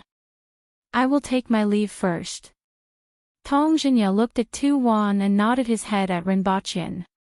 Tu Wan and Tong Jinye had the same goal, so Ren Baqian gave Tong Jinye the same exchange plan. It had to be said that the officials in Deo didn't have much land in their hands. Rank 3 officials like Tong Jinye and Tu Wan, who were already at the top, actually had a few hundred to 1,000 mu of land in their hands. If Ren Baqian didn't hear it with his own ears, he wouldn't dare to believe it. Even on the surface, it was still too little. Furthermore, what the two of them said might be true. The Aboriginals actually didn't care much about land because these lands were distributed to the meritorious soldiers in the past. It was more of a kind of glory for them to keep the land near Lan City. In the afternoon, the Empress and Ren Baqian stood at the martial arts arena in the palace. This was the first time Ren Baqian knew that there was such a place in the palace. There were many stone locks, stone balls, and other things in the surroundings. Watch my moves. The Empress was still wearing her red muslin dress. After she finished speaking, she stood there and practiced a set of boxing techniques. When she started her first move, Ren Baqian's mind immediately shifted away from the Empress's figure. Austere. This was Ren Baqian's first feeling. As soon as the Empress started her moves, Ren Baqian felt a murderous aura around him, as if he was on a battlefield. Mighty. The Empress's moves weren't fast or complicated, but every punch made an explosive sound in the air, as if the air had exploded. More importantly, the Empress's slow punches actually had the imposing manner of a magnificent army, making people unable to stand in front of her and subconsciously retreat. Boom! As the Empress slapped the air, 6 or 7 1-meter square slabs in front of her exploded. Your Majesty's martial arts are unparalleled and unparalleled. Invincible in the East, I am the only one. Renbochin woke up from the feeling of being on a battlefield and immediately shouted. Humph. The Empress's tone was a little higher and seemed to be a little mischievous. Following which, her voice became cold again and asked, Did you see it clearly? Renbochin was speechless. Your Majesty, I only care about using my eyes to pursue your heroic appearance. Renbochin laughed dryly. The Empress raised her eyebrows and stared intently at Renbochin. I personally went down to demonstrate for you, yet you were actually distracted. Just now, I saw a murderous aura around me, as if I was on a battlefield. Your Majesty, you were invincible in the midst of a magnificent army, but I was too slow to see this move, Renbochin quickly said.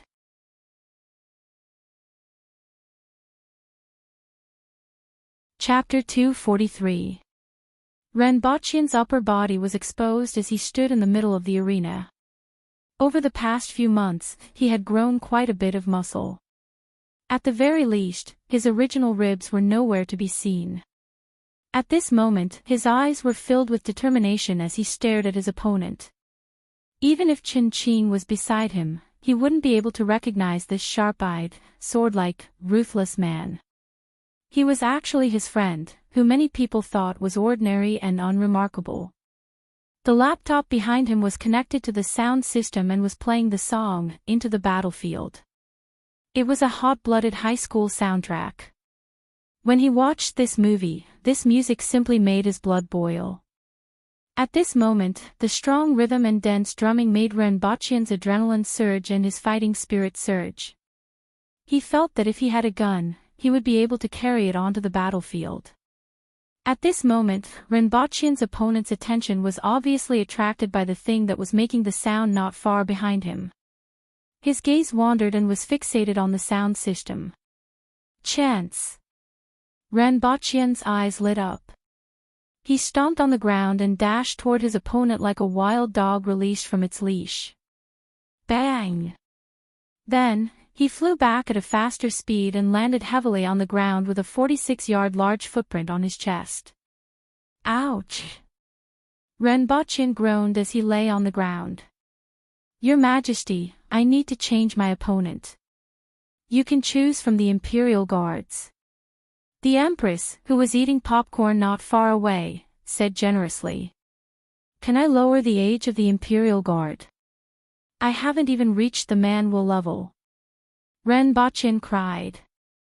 How? Renbochin's current Imperial Guard was about 30 years old. For the Aboriginals, he hadn't reached the peak yet. Furthermore, the Imperial Guards weren't the most skilled. At the same level, the winged cavalry was slightly stronger than the Imperial Guards. I feel that I can give it a try with an opponent around 10 years old. Renbochin seriously stated his request. The Empress almost laughed at Renbochin's shameless behavior. Qin Yuan and Hong Luan looked at him with disdain. Could he be any more shameless? Meanwhile, Renbochin's opponent was looking at the sky at a 45-degree angle. He didn't even use 5% of his strength just now. What else did he want? Isn't this a form of sparring? With my current strength, I'm still no match for him even if his hands and feet are tied up. Renbochin got up from the ground and pleaded earnestly. The Empress squinted at him for a long time and finally said, Okay. Renbochin was overjoyed when he heard this. Your Majesty, you are accomplished in both literature and martial arts. You are benevolent to the common people and are willing to deliver all living things from suffering. Let's continue today. I will change your opponent for the sparring session the day after tomorrow, the Empress said. Alas! Renbochin sighed and struck a pose. Then, he stepped to the rhythm of a song by Nightwish and charged toward his opponent like a wild dog that had escaped its leash. Bang! This was the 7th day since the Empress started teaching him the fist technique. These 7 days could be said to be filled with tears and snot. Just the 8 moves of the Fist of Death were enough to make Renbochin suffer. Renbochin's bones had already taken shape, and there were many movements that he couldn't perform. Then, the Empress ordered 2 imperial guards to press down on his shoulders and form a straight line. At that time, his voice was like the sound of a pig being slaughtered, and it spread throughout the entire palace for a long time. For 3 days in a row, Renbachian's legs were splayed outwards when he walked. It felt like his legs were like noodles. He had to practice martial arts every day, but this was still okay. At most, it would be a little tiring. He still had to get beaten up every 2 days, and this made Renbachian's heart full of regrets. Today, he finally couldn't help but bring up the idea that he had been pondering over for a few days. At night, a female official helped to disperse the extravasated blood on his body. Renbachian's body was also smeared with a layer of Indian divine oil. This was what Renbachian called it. After applying the oil, his whole body would reflect light. However, the effect was indeed excellent. Every time he was smeared with Indian divine oil to disperse the extravasated blood, his whole body would feel comfortable. The next day, not a single scar could be seen on his body. However, he didn't know that only a small number of aboriginals could afford this Indian divine oil. Even though it wasn't considered priceless, it was still extremely expensive. Even the children of the court officials could only use it occasionally. It was impossible for them to rub it all over their body every 2 days like Renbachian. A bottle of this medicine cost 100 taels of silver. Using 1 bottle at a time would cost more than 10,000 taels of silver a year. Even for the Empress, this was considered a considerable amount. Caretaker Sher was a rank 9 official, and his monthly salary was only 6 taels of silver. The annual rent for a shop on Jingyang Street was only slightly more than 100 taels of silver. The medicine used for the medicinal bath was even more expensive. A single medicinal bath cost 1,000 taels of silver and could only last for 7 days. Just the 2 medicines that Renbachian used cost 50,000 taels of silver a year. Dayo wasn't rich. The entire imperial palace only spent 40,000 taels of silver a year. Most of it was spent on the salaries of the imperial guards, female officials, and maids. Renbachian's expenses alone were more than the annual expenses of the entire imperial palace. The Empress could only rely on the income from the gold and silver mines for a small surplus. Coupled with the expenses on Renbachian, the imperial palace's income immediately became a deficit. The next day, Renbachian hurriedly went out and met up with Feng Ho, the director of the Department of Ordnance, and Tong Yen, the director of the Department of Construction. He received news in the morning that the pile of bricks used to burn the furnace had been produced. However, they had all turned into slag. Along the way, Renbachian sat on the back of the 4-corned cow and pondered the reason behind the bumpy ride. Since cement could be produced from burning, then some of the ores in this world should be similar to those on Earth. Furthermore, the main ingredient for burning bricks was clay. Such a situation shouldn't have occurred. When he arrived at the Jingtian furnace, the supervisor, Tai Mu, hurriedly welcomed him. "Sir.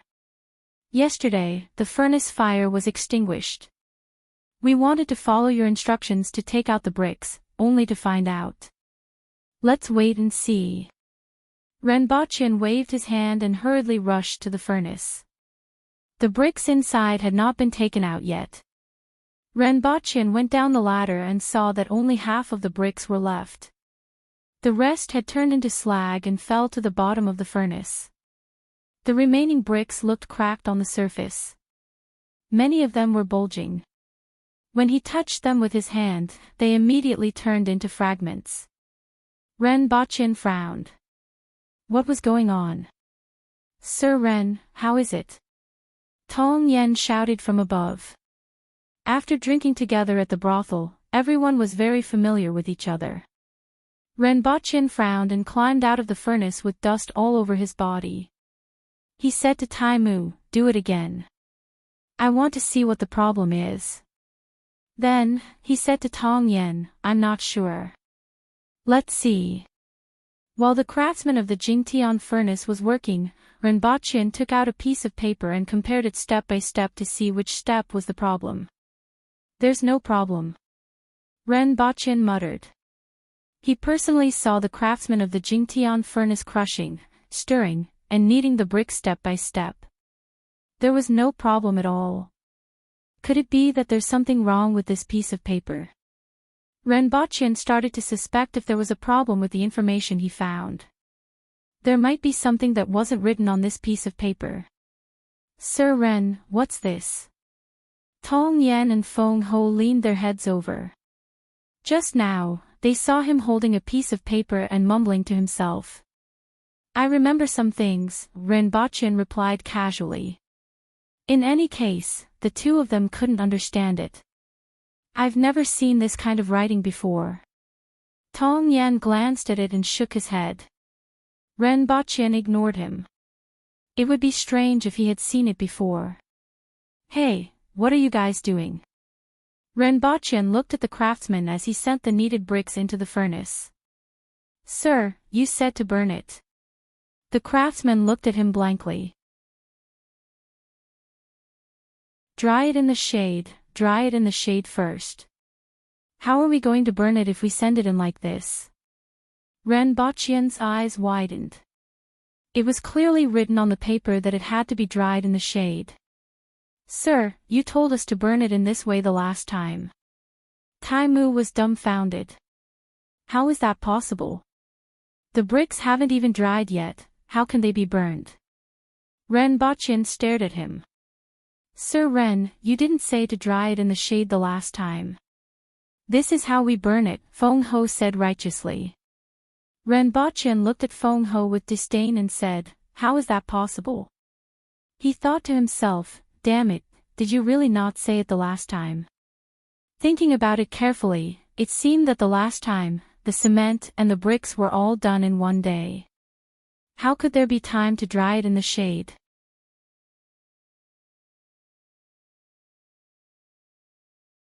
Chapter 244. Renbochin faced his opponent with a solemn look. After being beaten up a few times, the Empress finally changed his opponent. Following his shameless request, she changed his opponent to a 10-year-old child. Not only that, it was a girl. She was dressed in white silk clothes and had delicate skin. She looked like a delicious Lolita.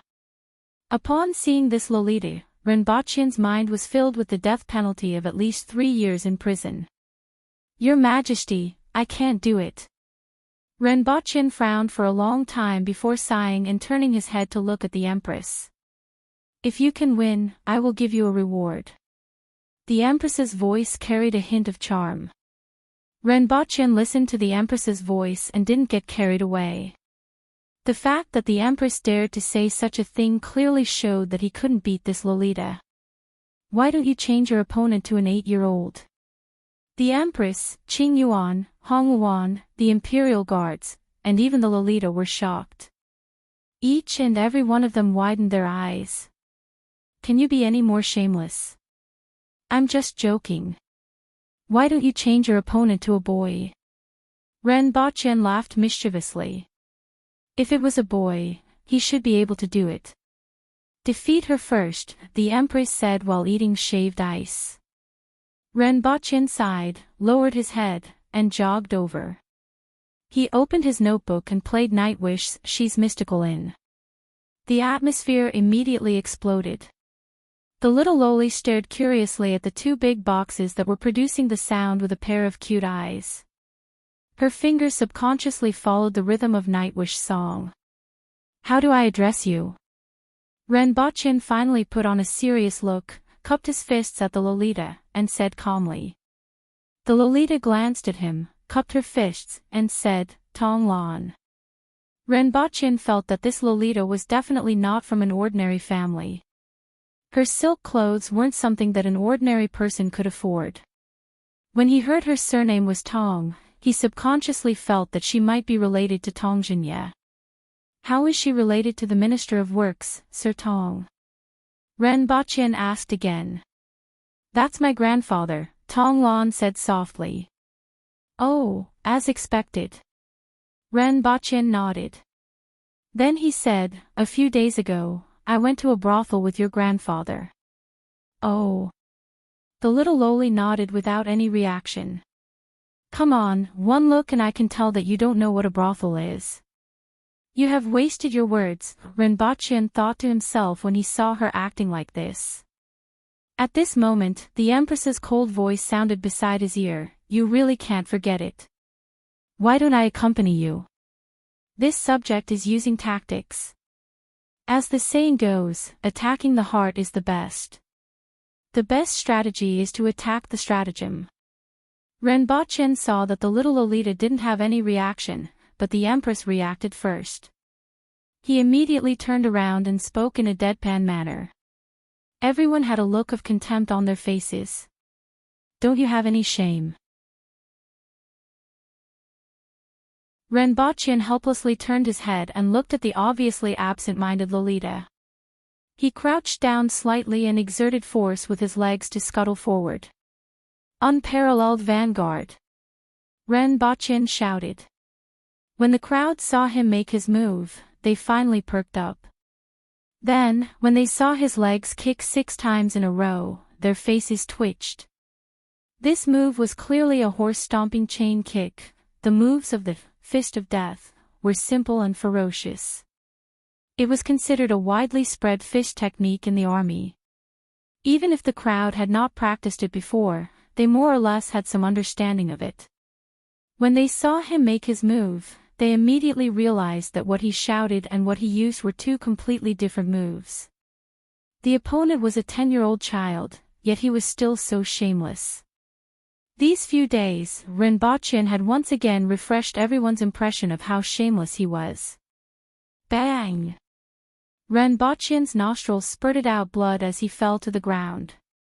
There was a small footprint on his face. Tong Lan lowered her head and looked at Ren Baqin, who was lying on the ground with a look of disdain. Liar. Ren Baqin covered his face. He couldn't even defeat a 10-year-old girl. There was no way he could continue living like this. Everyone looked up at the sky. A moment later, Ren Baqin, who had another footprint on the left side of his face, stood opposite Tong Lan again. Do you know how much 3,000 taels of silver is? How long is it enough for the Tong residents to spend? Ren Baqin asked with a serious look on his face. Of course I know. My monthly allowance is only 3 taels of silver. The Tong residents' monthly expenditure is also less than 1,000 taels of silver. Tong Lan raised her small face and replied. I owe your grandfather 3,000 taels of silver. If you slap my face again, I won't return the money, Ren Baqin threatened. The Empress, Hong Yuan and Qing Yuan, the Imperial Guards, Tong Lan widened her eyes. Before today, she had never thought that someone could be so shameless. Chance.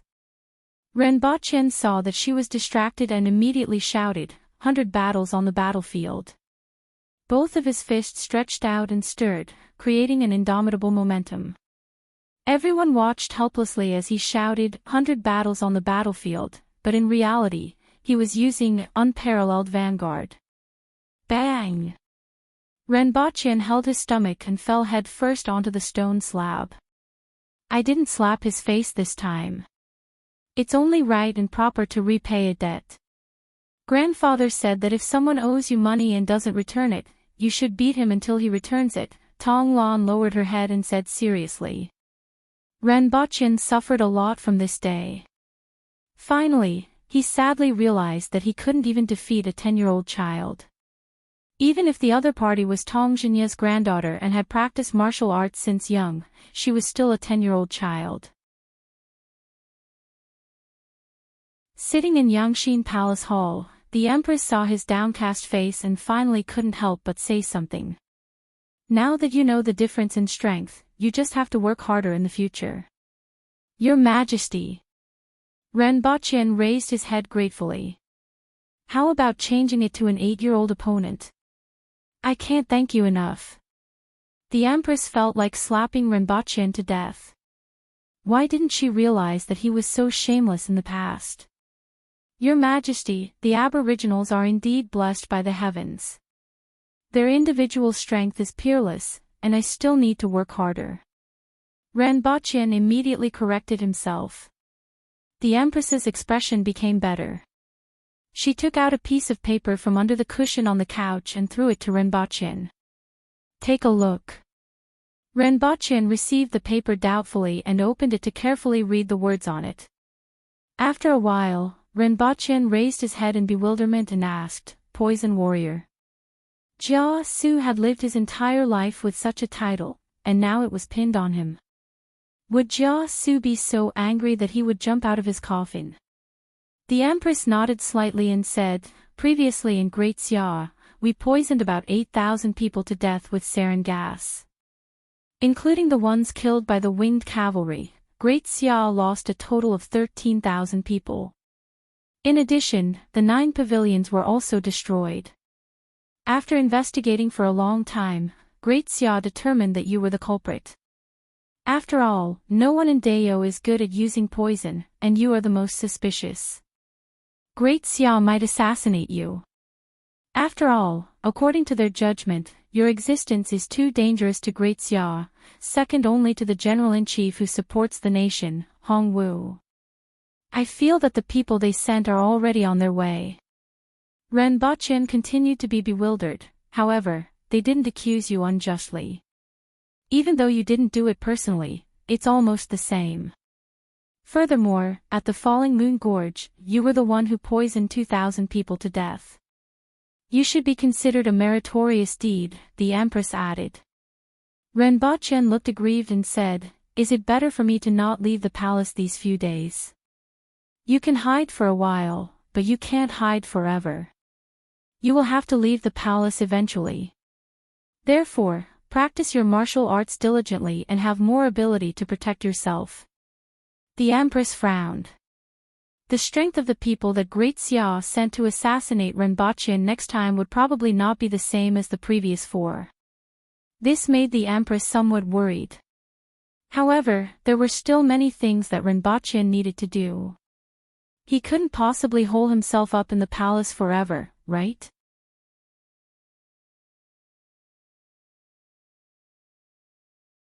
Chapter 245. When Renbochin returned to Earth, he immediately went to bed. These days, he was physically and mentally exhausted and traumatized. He had to deal with all sorts of things in the morning, practice martial arts in the afternoon, and rest only in the evening.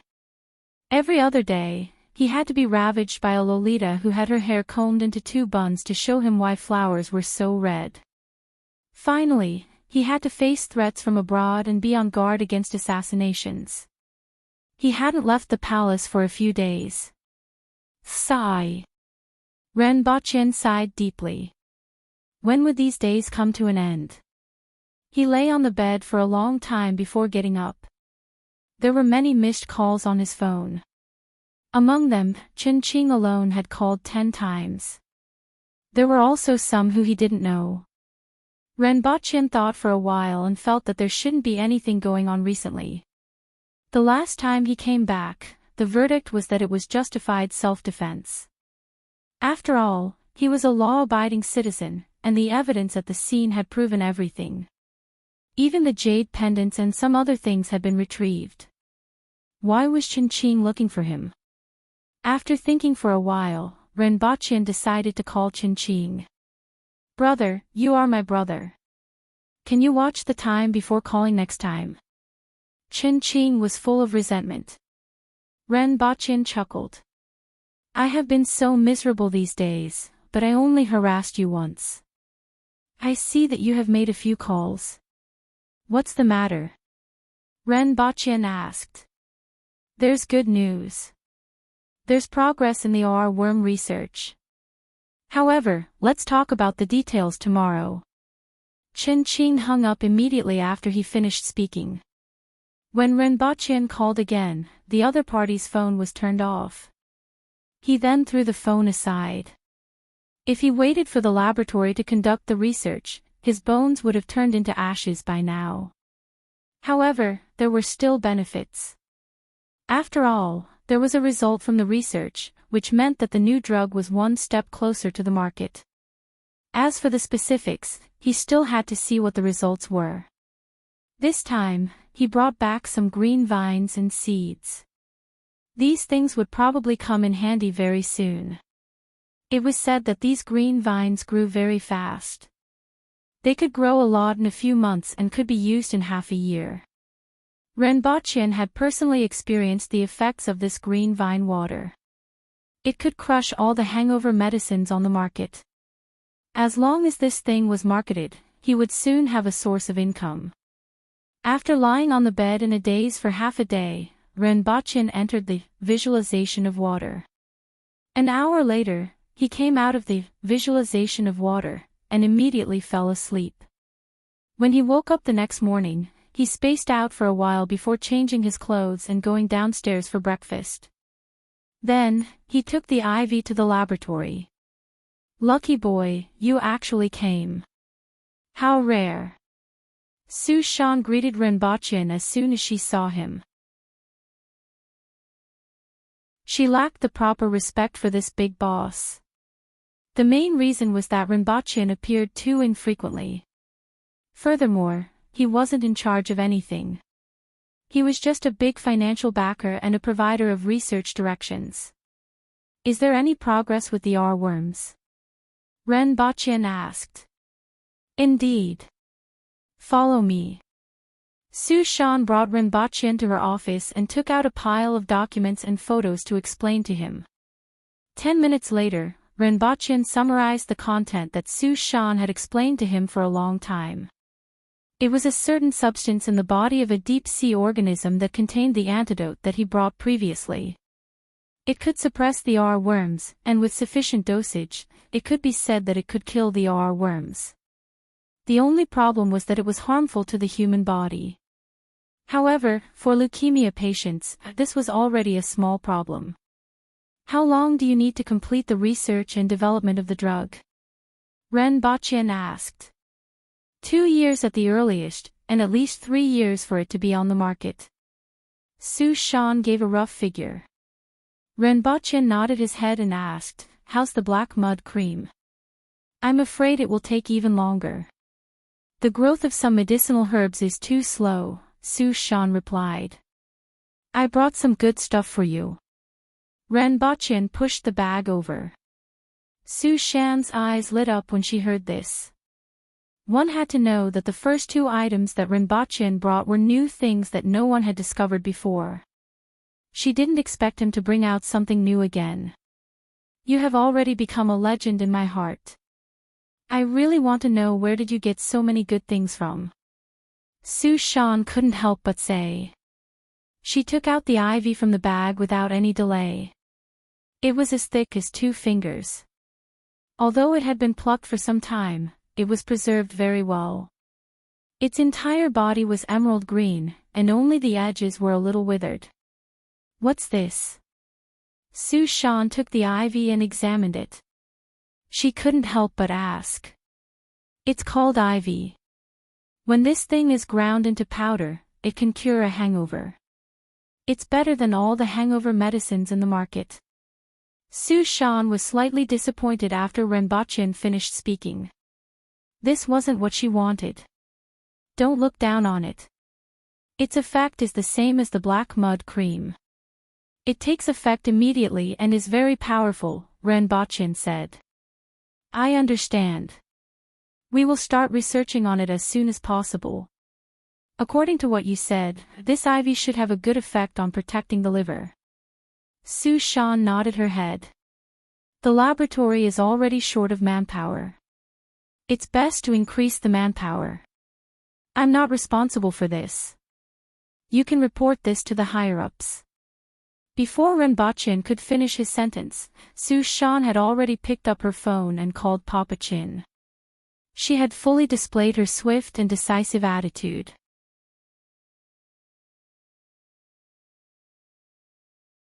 "The feng shui here is excellent. Back then, we specially got someone to check it out." Renbochin looked at him sideways. The other party's reaction made him even more suspicious. You can find out by just asking around, Ren Baqin said. The other party immediately felt a chill in his heart. This young man wasn't easy to fool. He immediately shut up and stopped complaining. Forget it. Anyway, I don't care about what happened to the previous company. Ren Baqin told the truth. He was prepared to hire some programmers to create a software that could convert Chinese characters into the language of the other world. When the time comes, he could directly convert the books he wanted into the language of the other world. He was prepared to throw money into this company, not to make money. The laboratory and pharmaceutical factory that he worked with Papa Chin were enough to make money. The market for hangover medicine alone was worth 500 million yuan a year. Furthermore, it was the same type of hangover medicine that protected the liver. When the hangover medicine made from green vines hit the market, with its powerful effects, not only would it occupy the entire market, but it would also expand the market by several times. It could even be sold overseas. At that time, the market for hangover medicine alone would be more than 1 billion yuan. It could even reach 2 to 3 billion yuan. Together with the other two medicines, the market would be worth at least several billion yuan every year. Furthermore, these medicines would immediately occupy the entire market after they were launched. Therefore, he had no qualms about setting up a company that only spent money and did not make money. 330 square meters, 16,000 yuan a month. Ren Baqin immediately signed a 3-year contract with the other party and transferred a year's rent to them. After settling this matter, he went to look for the company that rented the house previously. It was almost time, and he was prepared to buy the house this time. 2 days later, the owner of the house became Ren Baqin. He could be considered to have his own house in this city, even though it was no longer important to him. However, on this bright and beautiful morning, the image of the Empress sitting on the sofa, eating ice cream and watching television while he made breakfast in the kitchen would forever remain in his memory. Before returning to the other world, Ren Baqin still felt a little regretful. Actually, he was prepared to sign up for a mixed martial arts class. He felt that it would be the fastest way to increase his combat power in a short period of time. At least, he would not be trampled on by a little Lolita every day.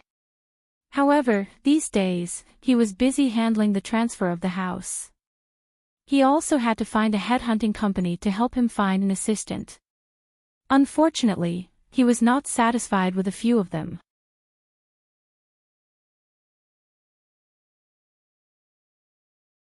Chapter 246.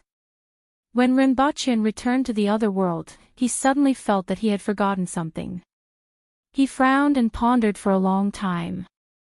What exactly did he forget? The next moment, he knelt down. Where's the arrow? Where's the arrow? Where's the arrow? Ren Baqin was dumbfounded. How could he forget the arrow again? Why did he forget the arrow every time he returned to Earth? Could it be that he was born with a bad temper? The heavens are not blessing me. Ren Baqin raised his head and sighed bitterly. It was useless to sigh now. He had to think of a way to explain to the Empress or how to make the Empress not pursue this matter. Although the Empress couldn't really chop him, she could definitely do something like kneeling to a glass shard. Perhaps he could change the practice from once every 2 days to once every day. Or perhaps the Empress would personally give him a one-sided beating. What should he do? Ren Baqin paced around the room for a long time but couldn't think of any good ideas. Could it be that he had to carry a bramble and beg for forgiveness? Put a bunch of brambles on his back. This wasn't Ren Baqin's style. Furthermore, even if he did that, the Empress would most likely sneer and beat him up with the little Lolita. Ren Baqin had a pained look on his face. This way, he could only resort to his last resort, get injured and beg for forgiveness. Knife, knife. Is there anything like a fruit knife? Ren Baqin searched the room for a long time, but he couldn't find any weapons from Earth. He did find a handgun, a Type 81 rifle, and a grenade. However, these weren't weapons that could be used to get injured and beg for forgiveness. Finally, Rinpoche found a short knife in the room. His eyes immediately lit up, followed by a constipated expression. This knife was given to him by the husband of the pregnant woman he saved at the Chin medicine shop when he taught them how to use the condom to stop bleeding. The problem now was that this knife was too thick. No, it was too wide. Although it was a short knife, it was several times wider than the small knife that Rinpoche imagined. It was wide, thick, and had rust on it. Rinpoche felt that it would be better to let the Empress beat him up with a knife than to use this thing to stab him. However, after thinking about it, he had already forgotten about it a few times. He couldn't possibly forget about it again, right? He also felt guilty in his heart. Forget it, it was better to suffer an injury and beg for forgiveness. The pain was just a matter of a few moves. With the black mud cream, he would be fine again in less than 2 hours. Men had to be tough on themselves. At the thought of this, Rinpoche clenched his teeth, pulled out the dagger, and gestured at his arm for a long time. Then, he clenched his teeth and slashed his arm with the dagger. Immediately, a palm-long wound that was half an inch deep appeared, and blood immediately flowed out. Rinpoche was in so much pain that he was gritting his teeth and sweating profusely. Looking at the wound on his arm, Rinpoche decided that he might as well go all the way. He gestured with the knife at his chest and then made another cut. Fortunately, the length of this saber is suitable for my hands. If it were a little longer, I would definitely be blinded. Rinpoche's forehead was covered in cold sweat and his entire body was bathed in blood. Ah! Rinpoche immediately cried out in pain. His eyes were wide open as he stared at the knife in his hand. Now, this was no longer a rusty dagger. It was clearly a long dagger, a full meter long. Just now, the knife was clearly only about 30 centimeters long. Just as he was thinking, if it was a little longer, I would be blinded, the knife suddenly became a meter long, and it happened to pierce through his arm. Was this the Rui Jingu saber? Rinpoche's eyes were wide open as this thought emerged in his mind. Following which, he felt a lingering fear. If he had aimed the knife at his chest just now, the Empress would have already collected his corpse. Following which, he felt a sharp pain in his arm. Damn it! Rinpoche clenched his teeth and endured the pain as he pulled out the knife. Blood immediately spurted out. Rinpoche looked at the knife in his hand. After 1 second, he decided to hide the knife first and look for the Empress to save his life. He could study this knife later on.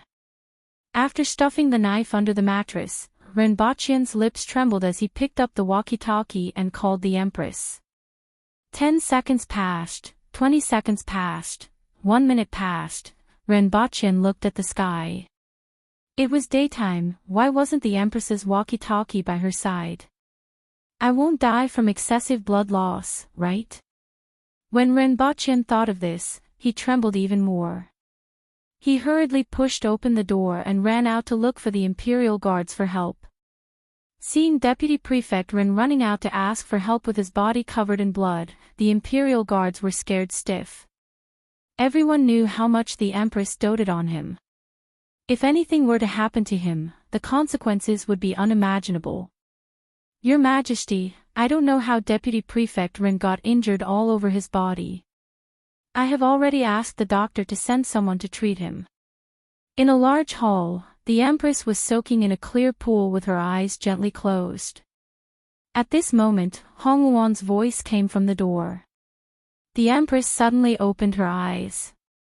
According to the time, Rinpoche should have just returned from Earth, right? Did something happen? In the next moment, her spotlessly white body appeared at the side of the pool. Her white inner garment was like a cloud that enveloped her in the air. Following which, she put on a muslin garment and completely disappeared from the hall. Hong Wuan looked at the disappearing figure in the hall and sighed. Her Majesty was a little too concerned about that person. Before that person, when had Her Majesty ever been like this? When the Empress arrived at Pingle Park, the doctor from the clinic had yet to arrive. The Imperial Guards were using a white cloth to clean Renbachian's wounds. What happened? The Empress frowned and asked.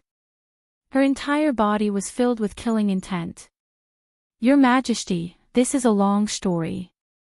Let's talk about it later when it's convenient. Renbachian's face was pale and his forehead was full of sweat. Now, his wounds were even more painful than before, causing him to shiver. Not long after, the doctor from the clinic came and examined Renbachian's wounds. The wounds on his chest and arms weren't considered serious. They merely looked scary. However, the wound that went through his chest only injured a little bone. After the doctor treated Renbachian's wounds and applied the black mud cream to bandage them, he bade farewell and left. After the Imperial Guards left, Renbachian spoke while shivering. Previously, it was painful. This time, it was even more painful and itchy. After all, even though the black mud cream healed wounds quickly, the numbness and itchiness caused by the rapid healing of the wounds was also very fatal. Your Majesty, I was just about to go buy some things after settling some matters. Suddenly, two people appeared and slashed at me with knives. These two people were not like ordinary people. Even though I resisted with all my might, I was still not their match and was injured in a few places. Seeing that the situation was not good, I quickly came back, Renbachian said.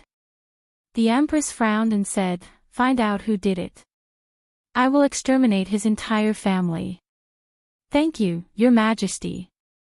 However, I don't know who I have offended.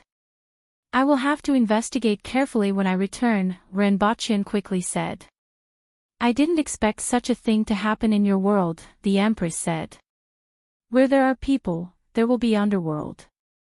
Where there is underworld, there will be disputes. Sometimes, you don't even know who you have offended, but the other party will bear a grudge and even attack you. It has been like this since ancient times and has never been severed. Renbachian's face was filled with vicissitudes of life. The Empress deeply agreed with the saying, where there are people, there will be underworld. Where there is underworld, there will be disputes. Currently, Great Xia views you as a thorn in their side. In your world, there are also people who want to make a move on you. It's better for you to practice martial arts properly these few days. I will supervise you. You need to increase your daily practice time by 2 hours, the Empress said after thinking about it.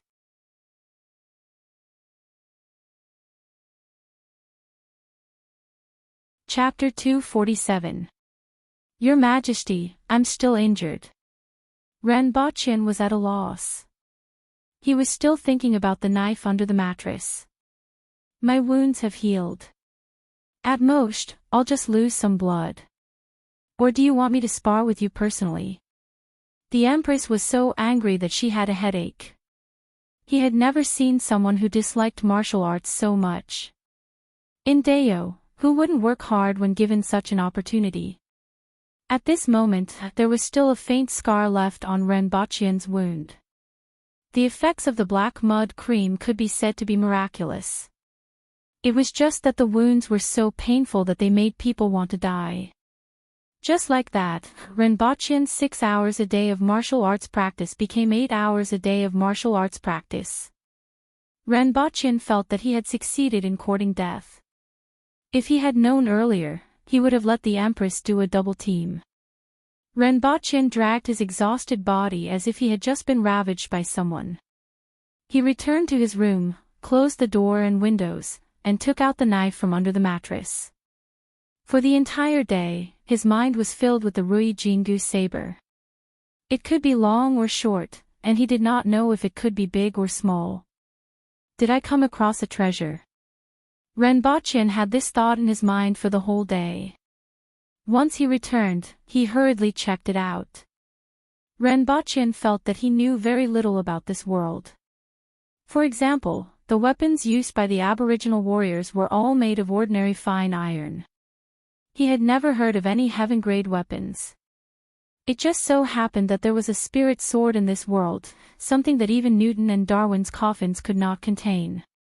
The people in this world knew very little about spiritual swords. Even those sword masters didn't know much about them. At least, this was what Ning Kaichen said. It gave Rinpoche the feeling that there were still many unknown things in this world. Even the Empress didn't know much about these things. As a result, even though he was shocked by the Rui Jingu saber, he didn't find it hard to accept.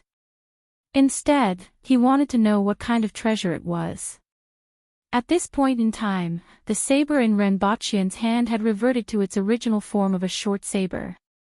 It was no longer more than a foot long. What happened in the morning seemed like an illusion. Rinpoche held the hilt of the saber in his hand and pointed it upwards. Long, grow longer. Big. Grow bigger. Rinpoche struggled for a long time, but the dagger in his hand did not react at all.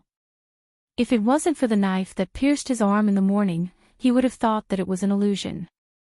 Thinking about it, the only difference between this time and this morning was that there was blood in the morning, but now there was none. Could it be that this thing could recognize its owner with blood? But he had dripped blood in the morning. Rinpoche thought about it and felt that this was the only possibility. He wasn't willing to give it a try. He clenched his teeth and cut his arm again. Then, he allowed the fresh blood from his arm to drip onto the blade of the saber while he carefully observed the changes in the saber. Grow longer. With a thought from Rinpoche, the blade suddenly elongated from 1 foot to 2 feet. Moreover, the appearance of the saber had also changed a little. The originally somewhat blunt front end had become sharper. Grow longer. Rinpoche continued to mutter. In the morning, the saber was 1 meter long, which was 3 feet long. Now, it was still 1 foot short. As the fresh blood continued to drip onto the blade, the Rui Jingu saber grew another 10 centimeters after much effort. The blood that had flowed onto the saber did not spill out at all. Instead, it began to fade and eventually disappeared into the saber, as if it had been absorbed by the saber. This thing doesn't recognize its owner by dripping blood. Does it suck blood? Rinpoche suddenly realized this problem. Moreover, it seems like the more blood it sucks, the longer it grows. Or does it change according to its will? Widen. Grow bigger. Rinpoche experimented for a long time and finally confirmed that the saber had indeed grown longer, but its width and thickness remained the same. Rinpoche frowned. He first wiped his wound with a cloth and applied the black mud cream. This was the leftover from the morning that the doctor didn't take away. He had already lost a lot of blood in the morning. If he continued to bleed, he reckoned that he would really die from excessive blood loss. After treating the wound, Rinpoche held the saber and muttered, "Grow." The saber changed back to its original shape. Grow, this time, the saber still grew longer, but it was only 1/2 meter long. It seems that the blood that this thing sucks will be consumed, or rather, it will decrease over time. Therefore, when I came back and tried to make the saber change, there was no reaction. This is considered a good thing, right? Rinpoche held the hilt of the saber and sized it up carefully. Just from its appearance, this saber didn't look outstanding. However, just from the fact that it could grow and shrink, one could tell that it wasn't an ordinary item. This isn't a spirit sword, right? Rinpoche thought about Ning Tsaichen's spirit sword and what he said. It shouldn't be. The spirit sword had its own sword spirit, and when wielding the spirit sword, it could greatly increase the strength of the sword master, although the price was the consumption of the sword master's life force. However, this knife did not react at all when he held it. Instead, it sucked blood and grew shorter and longer. This did not match Ning Tsaichen's description of the spiritual sword. From the looks of it, it was another kind of treasure. In any case, this saber should be considered a good thing. Renbaqian's first thought was to give it to the Empress. After thinking about it carefully, he could only give it to the Empress. Otherwise, it wouldn't be of much use in his hands unless he sent it to the laboratory. However, he really didn't dare to send this kind of thing to the laboratory. Something big would definitely happen. At the thought of this, Renbaqian felt somewhat happy. After all, he still didn't know how much he admired the Empress in his heart. Was it 60%, 70%, 80%, 90%, or even 10%? However, he was sure that he liked her very much and that she was extremely important to him. Renbaqian didn't feel reluctant to give this treasure to her. Instead, he was very happy. However, just as he stood up, he hesitated and felt that it would be better to wait for a few days. If he gave it to her now, his previous injuries might be exposed. Just like that, 3 days later, Renbaqian took the short saber to Yangxin Palace Hall. "Your Majesty, I found a treasure." "Oh." The Empress straightened her body and was slightly curious. Renbaqian had been in the palace for the past few days. How could he obtain a treasure?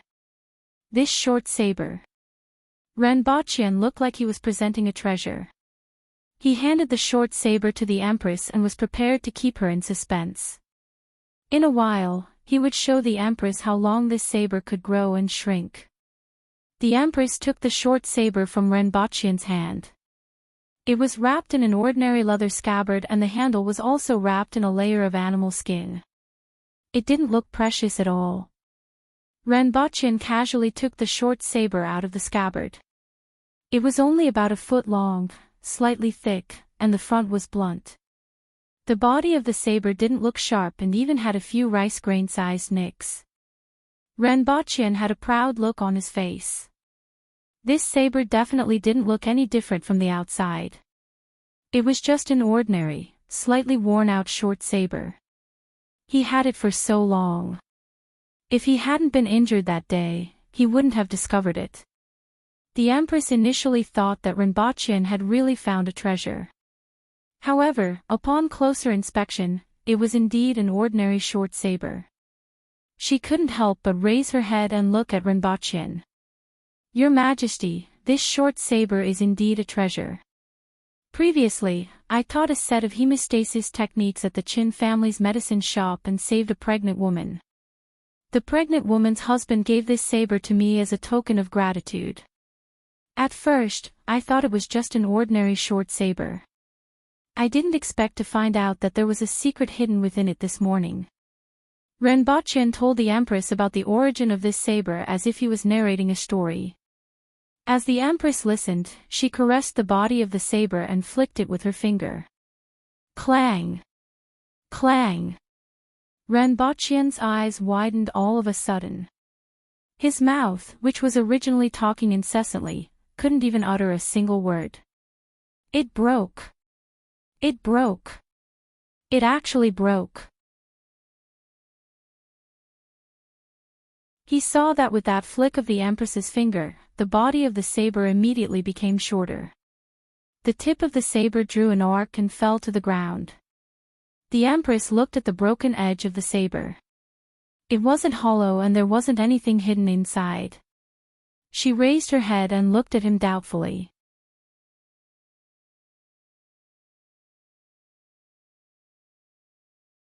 Chapter 248. Renbaqian held the broken saber in one hand and the tip of the saber in the other. He cursed inwardly. What happened to this precious saber? It broke with a flick of the saber. It was broken by the Empress's saber at a spot 5 centimeters inwards. Could it be glued with all-purpose glue? Or should it be melted down and reforged? What's the secret? The Empress looked curious. She sprinkled salt and cumin on the wound in Renbaqian's heart. "Your Majesty. This was originally a precious saber. Now it's broken."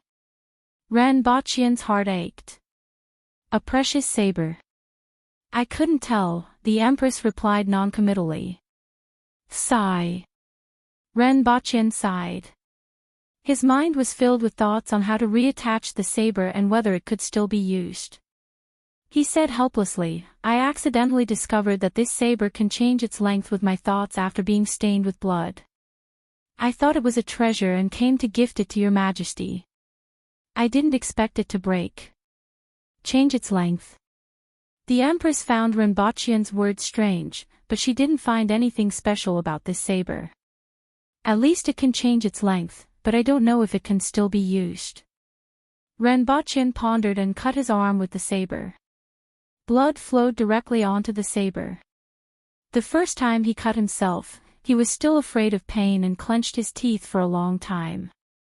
The second and third time he cut himself, even though he was still afraid of pain, he didn't hesitate anymore. Now that he had cut himself, Rinpoche felt that it didn't matter anymore. He didn't show any mercy and didn't even frown. He didn't even realize that he had awakened some strange attribute. The Empress frowned slightly when she saw Rinpoche's actions. She then focused on the saber in his hand. Grow, grow, grow. Following Rinpoche's thoughts, the saber gradually elongated in the Empress's eyes, from less than 1 foot to 2 feet long. The Empress exclaimed softly. It was actually true. However, even though the saber was elongated, the front end was still broken. Rinpoche held the broken saber and thought that since it could change its length, it definitely wasn't an ordinary saber. Now that there was still blood on it, he wanted to see if the tip of the saber could reattach itself. If it was an ordinary saber, it definitely wouldn't work. However, Rinpoche still had some expectations for this saber. Rinpoche connected the blades together. As the blood was gradually absorbed by the blade, the crack at the joint gradually shrank until it was as thick as a strand of hair. Although there was still a crack, when he released one of his hands, the entire blade was connected together and didn't fall off. Success! Rinpoche was overjoyed at the unexpected good news. He thought that this treasured saber would die before it could be used. Unexpectedly, it could be retrieved by itself. It was indeed a treasured saber. Rinpoche hurriedly sprinkled some more blood on the saber. The hair-thin crack gradually faded and finally disappeared. The saber became the same as before, but the gap on the blade was still there. Your Majesty, it's indeed a treasured saber. You actually managed to retrieve it. Rinpoche happily handed the saber to the Empress with both hands. At this moment, the Empress was also somewhat interested. She took the saber and examined it carefully. At this moment, the saber was 2.5 feet long. The original rust on it had also disappeared. There was a cold gleam on the blade. The only flaw was that there were a few rice grain-sized gaps on the blade.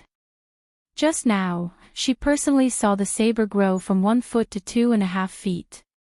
She also personally saw the tip of the saber being reattached. Naturally, she knew that this saber was indeed not an ordinary saber. She tapped the tip of the saber on her fingertip. A white that appeared on her fingertip. Then, she used the saber to cut her palm.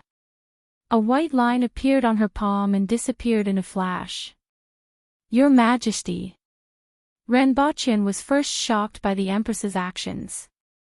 Soon after, he was speechless. Even though this saber couldn't cut through iron like mud, it couldn't be considered blunt either. When he cut his body, his flesh was split open. Yet, when it cut the Empress's skin, it actually only left a white line. It couldn't even penetrate her defense. He grabbed the Empress's wrist and felt the temperature of her palm. Her skin was exquisite and smooth. It seemed to be no different from that of an ordinary girl. At most, her skin was a little better. It was really hard to imagine that the Empress's skin could actually only leave a white line after being cut by a saber. She was so powerful that she simply didn't seem like a human. The Empress used her strength to cut her palm again. However, the white line only lasted for a little longer. After that, it slowly returned to its original state. Two fair fingers cut the saber's body. Paw! A soft sound was heard. Clang! More than half of the saber's body fell to the ground. Renbochin, treasure saber, you died so miserably. Its sharpness and hardness are ordinary. Other than being able to lengthen and shorten, it's no different from an ordinary saber. Keep it for fun, the Empress said indifferently.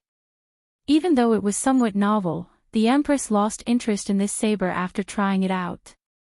Renbochin looked at the saber that had fallen to the ground and was somewhat speechless. Treasure saber, you are really too disappointing. You broke it with just a touch. Are you here to extort money? To think that he thought that he had obtained a treasure previously. At present, it could indeed be considered a treasure. However, other than using it for fun, it didn't seem to have much use.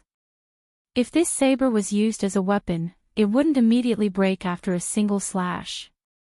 Renbochin picked up the saber. He thought that since the Empress didn't want it, he would bring it back to Earth to study it. He wanted to know what exactly was going on with this saber. Your Majesty, do you want to play a game?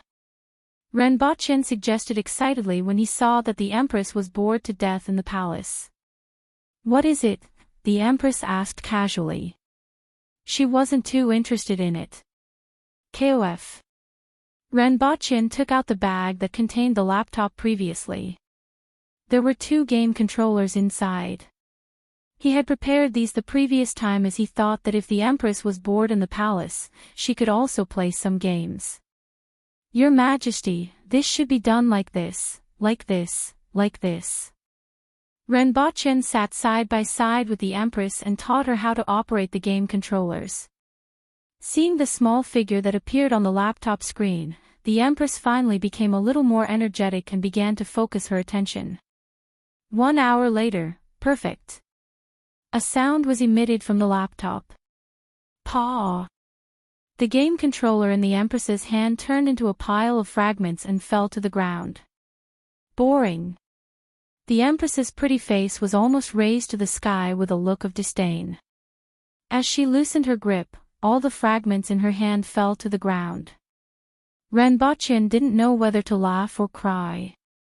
Your Majesty, aren't you too much of a sore loser? The last time they played checkers, she smashed the checkers into powder with 1 slap.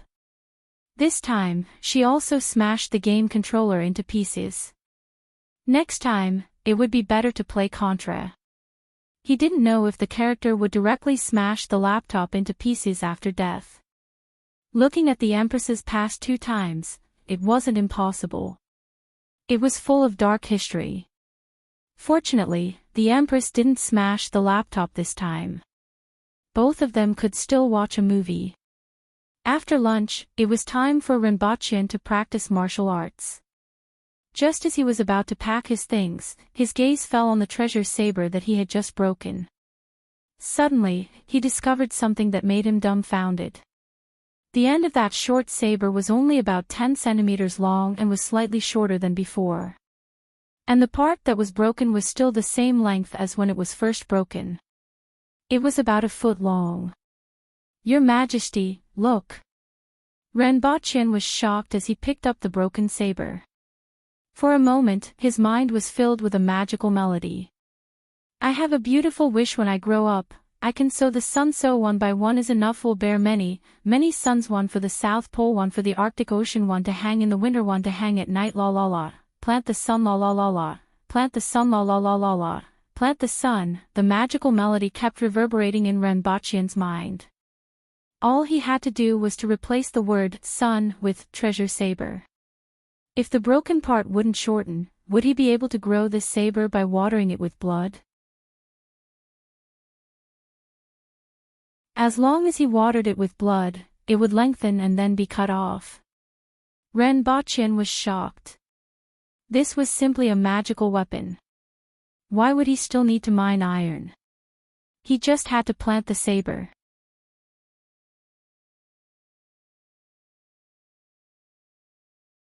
Chapter 249. After a day of training, Renbochin dragged his exhausted body back to Pingle Park with his treasure saber. I should give you a name. Renbochin pondered for a while. Ri Jingdu Saber. Should I call it Longevity Saber? Renbochin grinned. This name wasn't bad. It could grow and change. Let's call it the Elongation Saber. Renbochin felt that he needed a physics laboratory. This knife definitely couldn't be sent to a pharmaceutical laboratory. It was a pity that he had no money now. He could forget about the physics laboratory. It was not something that he could build with just 20 million yuan. Even if he could, he was not prepared to spend all his money. For the time being, he only needed to know how to use the knife. When he had the money, he would consider researching the knife. The next morning, Renbochin excitedly went to the imperial kitchen to look for caretaker Go. Then, he went to the lower hall.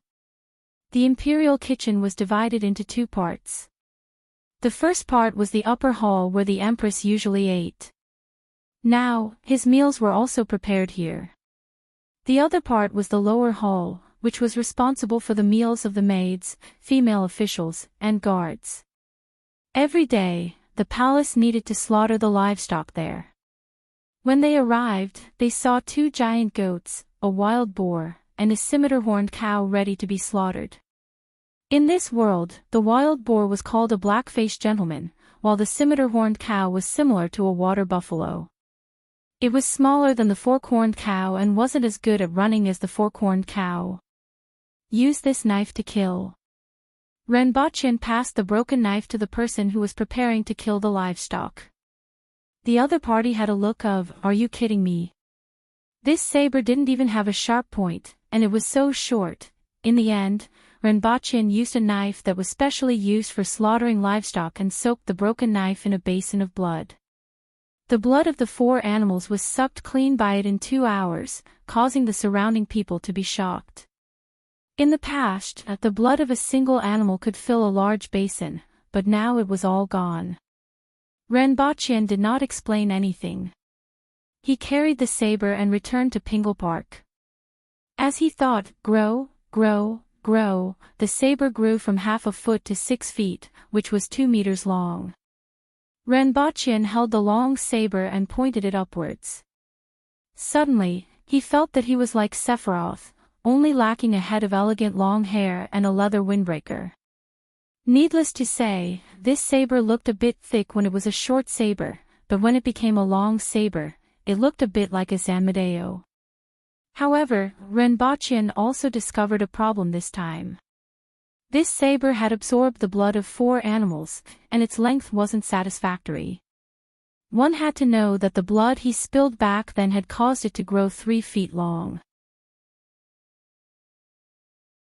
However, if he released all the blood from the 4 animals, he would only be able to absorb 6 feet of blood.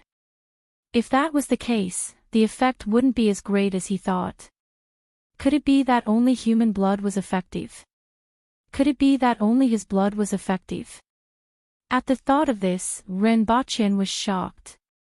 After thinking about it carefully, this saber was indeed of little use. After slaughtering 4 animals in the palace every day, it was only 6 feet long. At the very least, he had to keep 1 foot of it for future use. As for a 5 feet long saber, Renbochin weighed it in his hand and found that it weighed about 5 caddies. Over 1,500 caddies of iron a year was better than nothing. Unless they were sent to a slaughterhouse, but there were no slaughterhouses in this world. They were all slaughtered privately. Were they going to build a processing plant outside the city? If he really wanted to unleash the power of the longevity saber, this was the only way. Another question was that if the saber was not broken, it would shorten after a period of time. He did not know the reason. Was it really because the blood absorbed by the saber disappeared with the passage of time? Or did it actually increase other aspects of the blade? For example, hardness. Renbochin felt that he could give it a try. After shortening the saber, it became half a foot long again. Its weight was also reduced. It was about the same weight as when the saber was broken. It was simply amazing. It did not conform to the law of conservation of mass at all. However, the saber seemed to be slightly longer than before it absorbed the blood. Renbachien used his fingers to measure it. It seemed that it was indeed longer by about 1 centimeter. It seemed that as the saber absorbed the blood, it could grow back even if it was not reattached. However, he did not know if it would suffer from kidney deficiency if it kept growing and then continuously being broken. After experimenting for a while, Renbachien carefully put the saber away and received news that the bricks were ready. Her Majesty summoned him to Yangxin Palace Hall. When Renbachien arrived at Yangxin Palace Hall, there were already 2 people standing there. One was Tong Jinye, and the other was someone he had never seen before. He only found out later that he was a junior minister from the Department of Works. Bricks and cement were initially handled by the Department of Ordnance. After all, Jingtian furnaces were also managed by the Department of Ordnance. Now, the firing of cement and clay bricks was transferred to the Department of Works. In front of Tong Jinye, there were a few pieces of street fighting equipment, bricks. Deputy Prefect Ren, do you think this is the right one? Tong Jinye asked after Renbachien greeted him. Renbachien raised his head and looked at the Empress before looking at the bricks with a face full of joy. They felt good to the touch, had a smooth surface, and were very heavy. They weren't as rough as modern red bricks. This was because coal ash wasn't added into the bricks.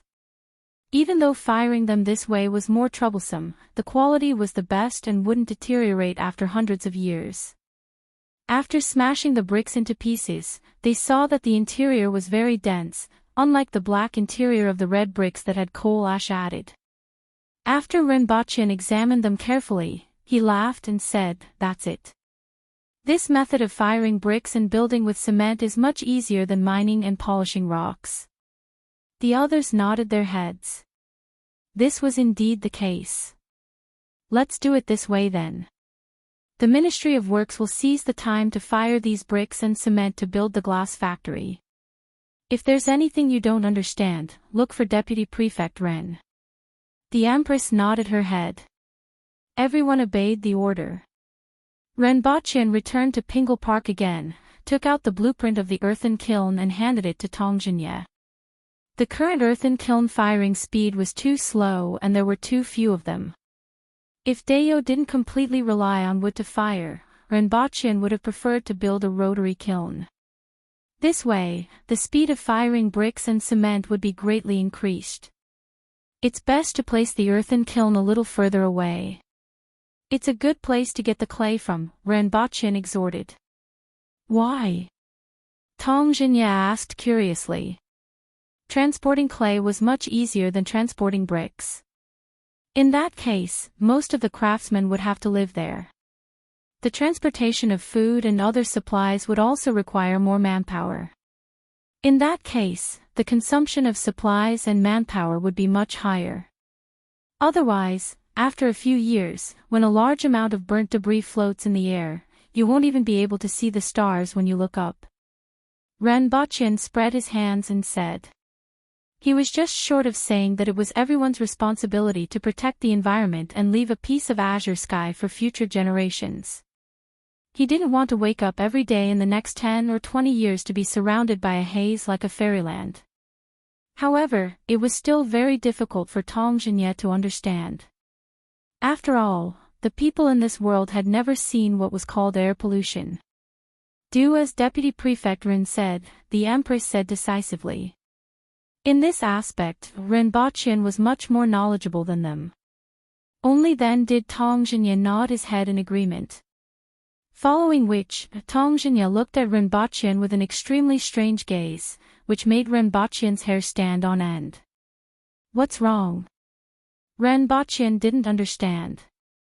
I heard a little about Deputy Prefect Ren from Tong Lan.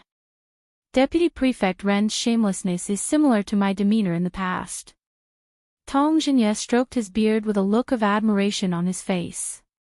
However, even a fool could see that his eyes were filled with contempt. A few days ago, Her Majesty summoned Tong Lan to the palace as a sparring partner. Tong Jinye didn't think much of it. Even though Tong Lan was young, it wasn't a problem for her to fight 3 to 5 Renbochin with one hand. However, when he was having a meal at the Tong residence, he casually asked about it. After hearing about what happened in the afternoon, he immediately spurted out his food. Not to mention him, even the rest of the people in the Tong residence were shocked. How could he be so shameless in front of the Empress and a 10-year-old child?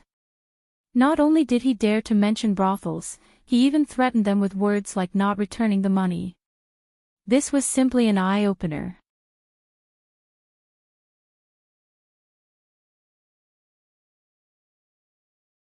Chapter 250. I'll go back with you. I've said before that I'll exterminate the entire family of those who attacked you previously, the Empress said to Renbochin with an indifferent look on her face. Renbochin's heart skipped a beat. The last time he came back, he was covered in blood and asked for forgiveness. He said that he was attacked on the road. In the past, he seemed to have told the Empress that he could only teleport to a fixed location. Furthermore, the few times he teleported with the Empress proved that this was true. As long as he brought the Empress back to Earth, he was afraid that he would immediately be exposed. Your Majesty, when I return this time, I want to find out who the mastermind is. It will be very boring. I can't let Your Majesty accompany me to search for clues. Why don't you go with me after I find out who it is, Your Majesty? Renbochin didn't panic at all as he smiled and spoke softly. What should we do if we encounter danger this time? With your skills, you can't even defeat a child, the Empress looked at him and asked.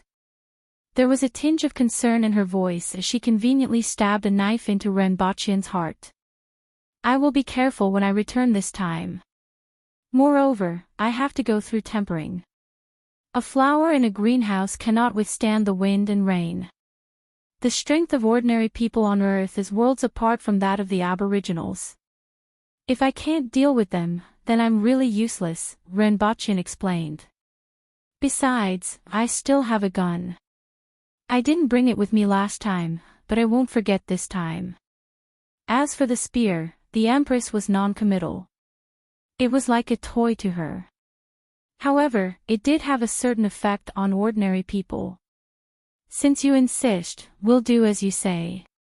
Be careful, the Empress said with a hint of concern. Zixiao, I will be careful. After 2.5 days, I will be able to come back at any time. There won't be any danger. Renbochin nodded with a gentle smile. In the palace, he rarely called the Empress by her name.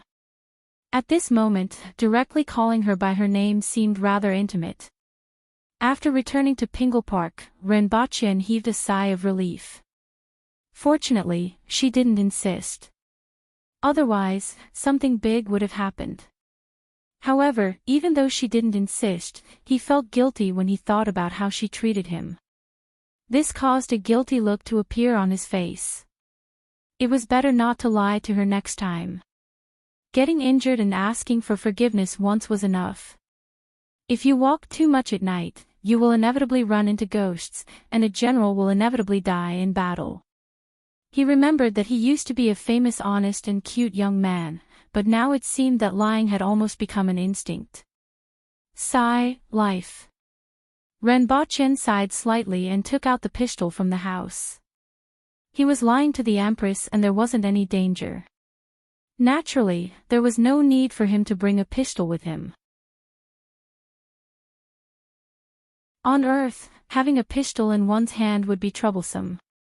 He changed his clothes and looked at the gun on the bed. In the end, he stuffed it into his waist pocket.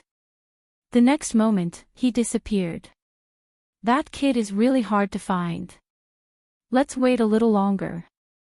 If he still doesn't come back, Renbochin heard this voice as soon as he returned to Earth. Looking in the direction of the voice, he saw a tall and skinny man with glasses sitting on the sofa. Apart from him, there were two other men standing beside him, all of them exuding a tough aura. At this moment, the three of them were staring at Renbochin. It was obvious that they were stunned by his sudden appearance. Renbochin was also dumbfounded. He looked around and realized that this was his house, but where did these three people come from? F***ck, could it be such a coincidence? Something big had happened. He, I didn't expect it, I really didn't expect it, it really surprised me.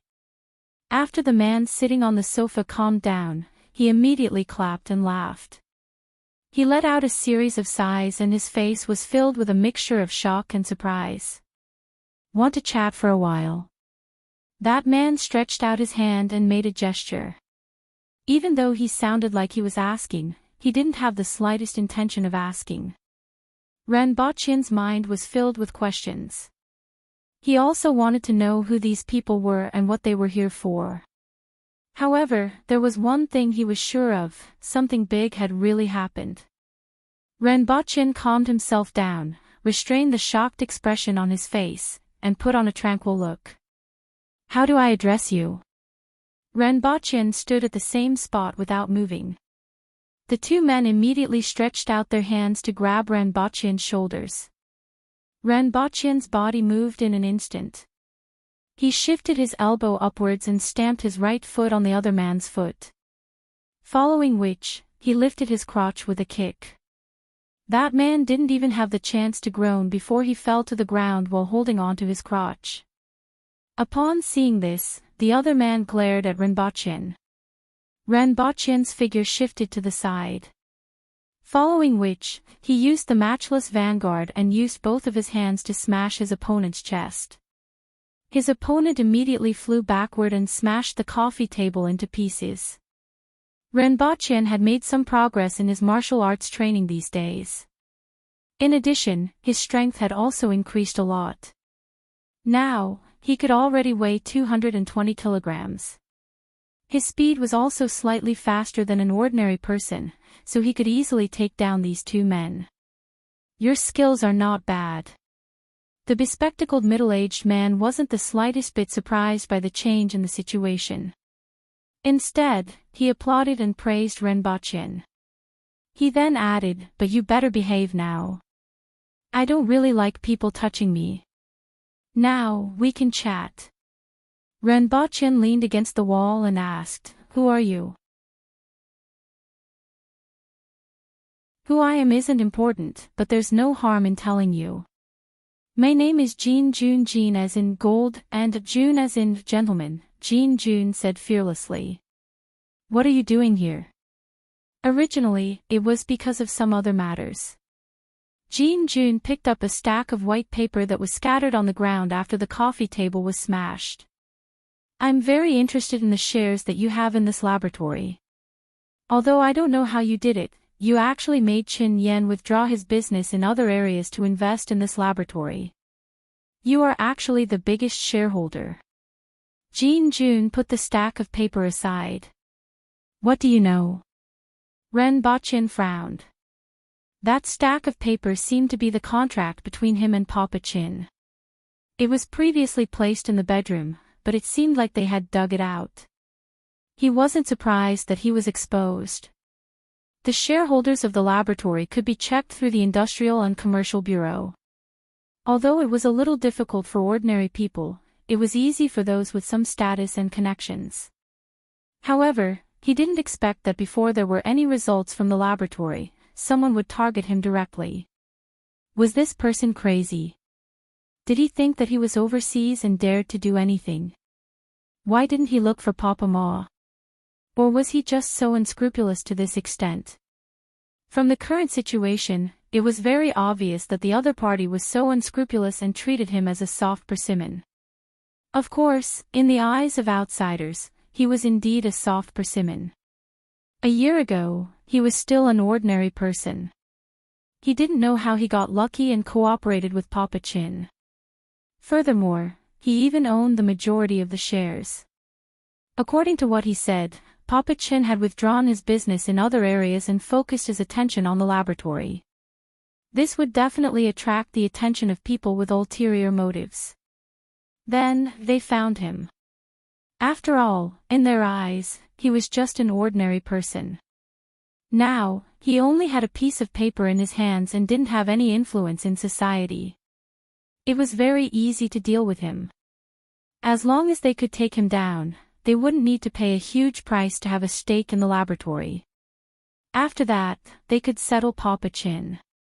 If the other party had a grudge against Papa Chin, they could simply ruin the project that Papa Chin had invested a lot of money and energy into. Or, they could use some methods to distract Papa Chin's attention and defeat him in other areas. Business has its own way of doing things. The other party's methods were obviously despicable.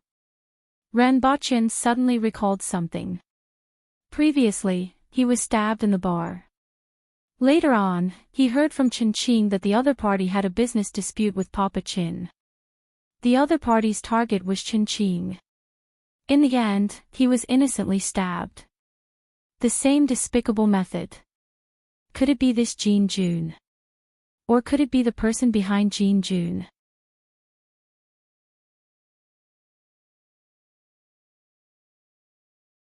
Chapter 251. Were you the ones who stabbed me the last time? Renbochin asked curiously. Jin Jun looked at Renbochin carefully. He was very calm and didn't look flustered at all. It seemed that he was confident. Unfortunately, he was confident too. Neither side was in a hurry. You can't talk nonsense like that. We are serious businessmen. Jin Jun smiled faintly.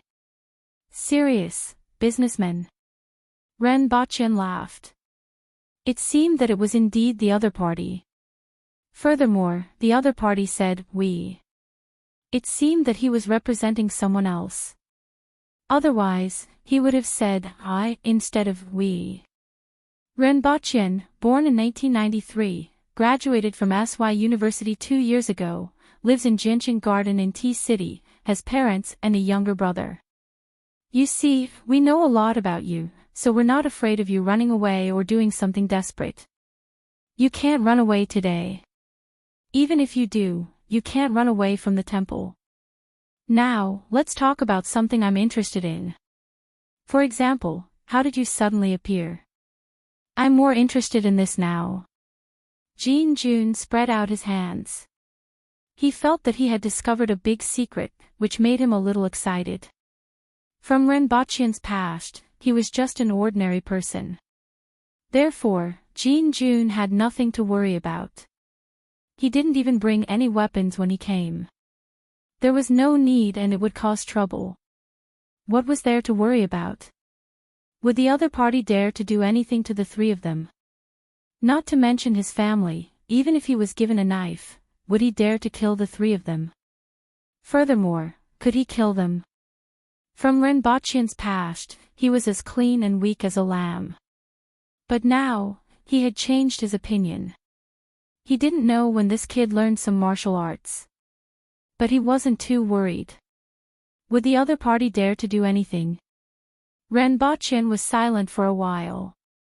After hearing what the other party said, his mood immediately turned sour. Although he knew that the other party was a despicable person, no one would be in a good mood when their family was threatened. He looked at the two thugs. One of them was still holding his crotch and rolling on the ground, unable to get up. The other one got up from the ground and looked at him fiercely.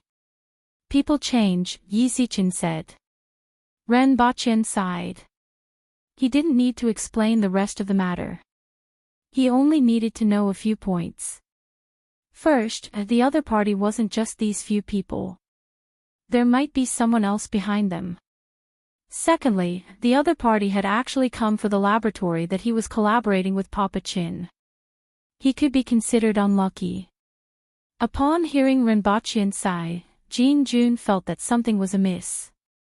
Before he could react, Renbochin had already pointed the pistol at him and pulled the trigger. Fortunately, there was a silencer. After a few soft sounds, Jin Jun lay on the sofa with a shocked and puzzled expression. After that, the thug who had a fierce look on his face collapsed with a few bloody holes on his body. Renbochin lowered his head and looked at the man who was immersed in deep pain. Then, he extended his leg and stepped on his neck. The Empress always liked to do this, and it seemed very refreshing. Suddenly, he wanted to give it a try. He did not expect the other party to grab his calf and try to throw him down. Unfortunately, the other party did not have much strength left. Renbochin felt a little regretful as he shot him in the head. Unlike hitting his body, the back of his head directly exploded. It was very disgusting. Renbochin walked to Jin Jun's side, straightened his body, and sat down beside him. Jin Jun was not dead yet, but he could not say anything. Blood was foaming from his mouth, and his eyes were filled with the fear of death. Surprised, aren't you? Renbochin put his hand on Jin Jun's shoulder. He saw that the other thug was still twitching and seemed to be alive.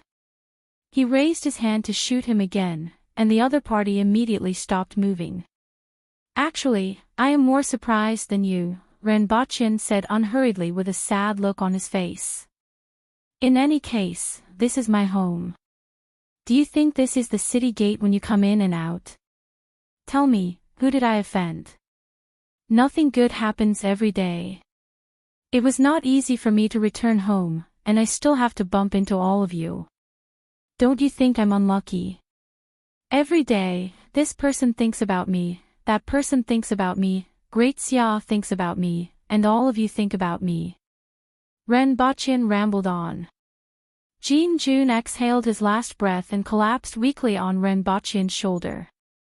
Until the moment of his death, he was listening to Renbochin's long-winded nonsense. His heart was filled with despair. Sigh, it's not easy to find someone to talk to. Why don't you wait for me to finish? Renbochin turned his head to look at Jin Jun and felt wronged.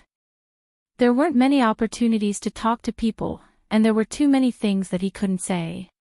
It wasn't easy to find someone to talk to, and Jin Jun should have held on a little longer. Sigh. Renbochin sighed deeply and pushed Jin Jun aside. What should he do now? It would be easy if it was the last day. He could just clean up the scene and bring the corpses to the other world. However, he had just returned, and there were still 2.5 days left. In less than a day, the other party would probably come looking for him if they couldn't contact Jin Jun. Renbochin didn't think that Jin Jun's whereabouts weren't known. Therefore, he definitely couldn't leave the corpses here. However, there was a high risk of being discovered if he wanted to bring the 3 corpses downstairs and load them into the car. Only God knew if the other party only had 3 people. What if they left a driver downstairs? If he went downstairs, he would be discovered immediately. When the other party called Jin Jun and realized that he couldn't contact the 3 people, he was afraid that something would happen immediately. He might really have to flee for his life this time. How unlucky. Renbochin felt really wronged. Who did he offend? He went upstairs and walked around. Sure enough, the bedroom had been turned upside down. He packed some of his things and was ready to escape at any time. Then, he went to the Empress's room. There were many clothes that he bought for the Empress that filled the entire wardrobe. Unfortunately, he couldn't take them away. She wouldn't be unhappy, would she? Forget it, he would just buy more next time. He took out his phone and sent a video call home. His mother picked up after 2 rings. You are getting younger and younger. Renbochin smiled and didn't seem like he was preparing to flee for his life. You are finally willing to call home. When are you coming back? And that girl from last time. Renbochin's mother couldn't forget her. I'm going out for a while when I have time. I will go back after I return. It will be a few hours' journey. I only see you a few times a year. I have almost forgotten that I have a son like you. Renbochin chatted with his mother for 10 minutes before hanging up the phone with some regret. He hoped that he could get through this smoothly. Otherwise, it would be a long time before he could return home. Originally, his younger brother, Ren Wanyan, had gotten into a good university. His family was going to hold a graduation banquet and he was preparing to go back. Now, it was all ruined. In the end, it was all because of those unlucky people outside. Hello, Qing, do you know someone called Jin Jun? Renbochin called Qing again. Why did you ask about him? Where did you meet him? Did he create trouble for you? Qing immediately asked after hearing Renbochin's question. What's his background? Tell me in detail. Following Qing's explanation, Renbochin finally knew about Jin Jun's background. Just as Renbochin thought, Jin Jun didn't get along with Papa Qin and was considered a business rival. Among them, Jin Wen, Jin Wu, and then Jin Jun were his two elder brothers. Among them, Jin Wen was the leader, followed by Jin Wu. Jin Jun was the last but also the boldest one. The Jin family's influence wasn't small in this city. They were very underhanded and had a group of people under them. The previous bar incident was done by them. However, they rarely let others gossip about them. There were many henchmen who took the blame. Under the protection of these henchmen, Papa Qin couldn't do anything to them. After hearing Qing's words, Renbochin said, I have some matters to attend to recently. Help me look after my family and be careful of the Jin family. How did you become enemies with them? Is there anything I can help you with? Qing immediately asked. Renbochin hung up the phone. There was really no one who could help him with his current situation.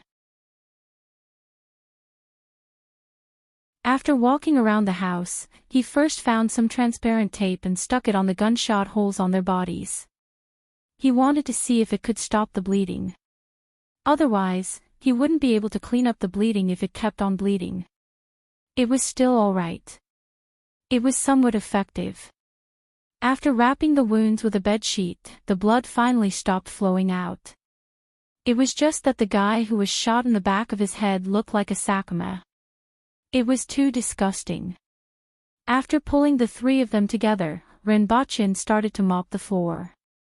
However, some blood had seeped into the cracks of the floorboards, so he could only mop the floor. After cleaning up, he looked at the gunshot hole on the floor and regretted shooting too quickly. Now, there was a gunshot hole on the floor and he couldn't clean it up even if he wanted to. He continued to look for pliers and dug out the bullet inside. However, there was a hole in the floorboards.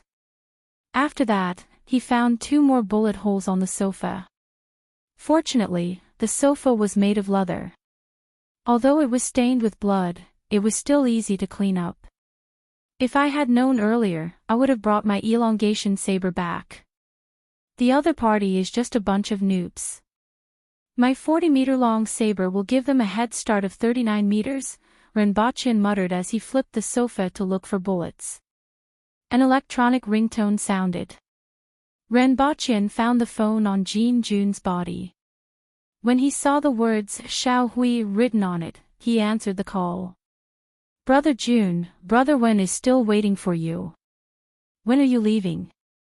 Upon hearing this, Renbochin immediately knew that it was most likely the driver waiting downstairs.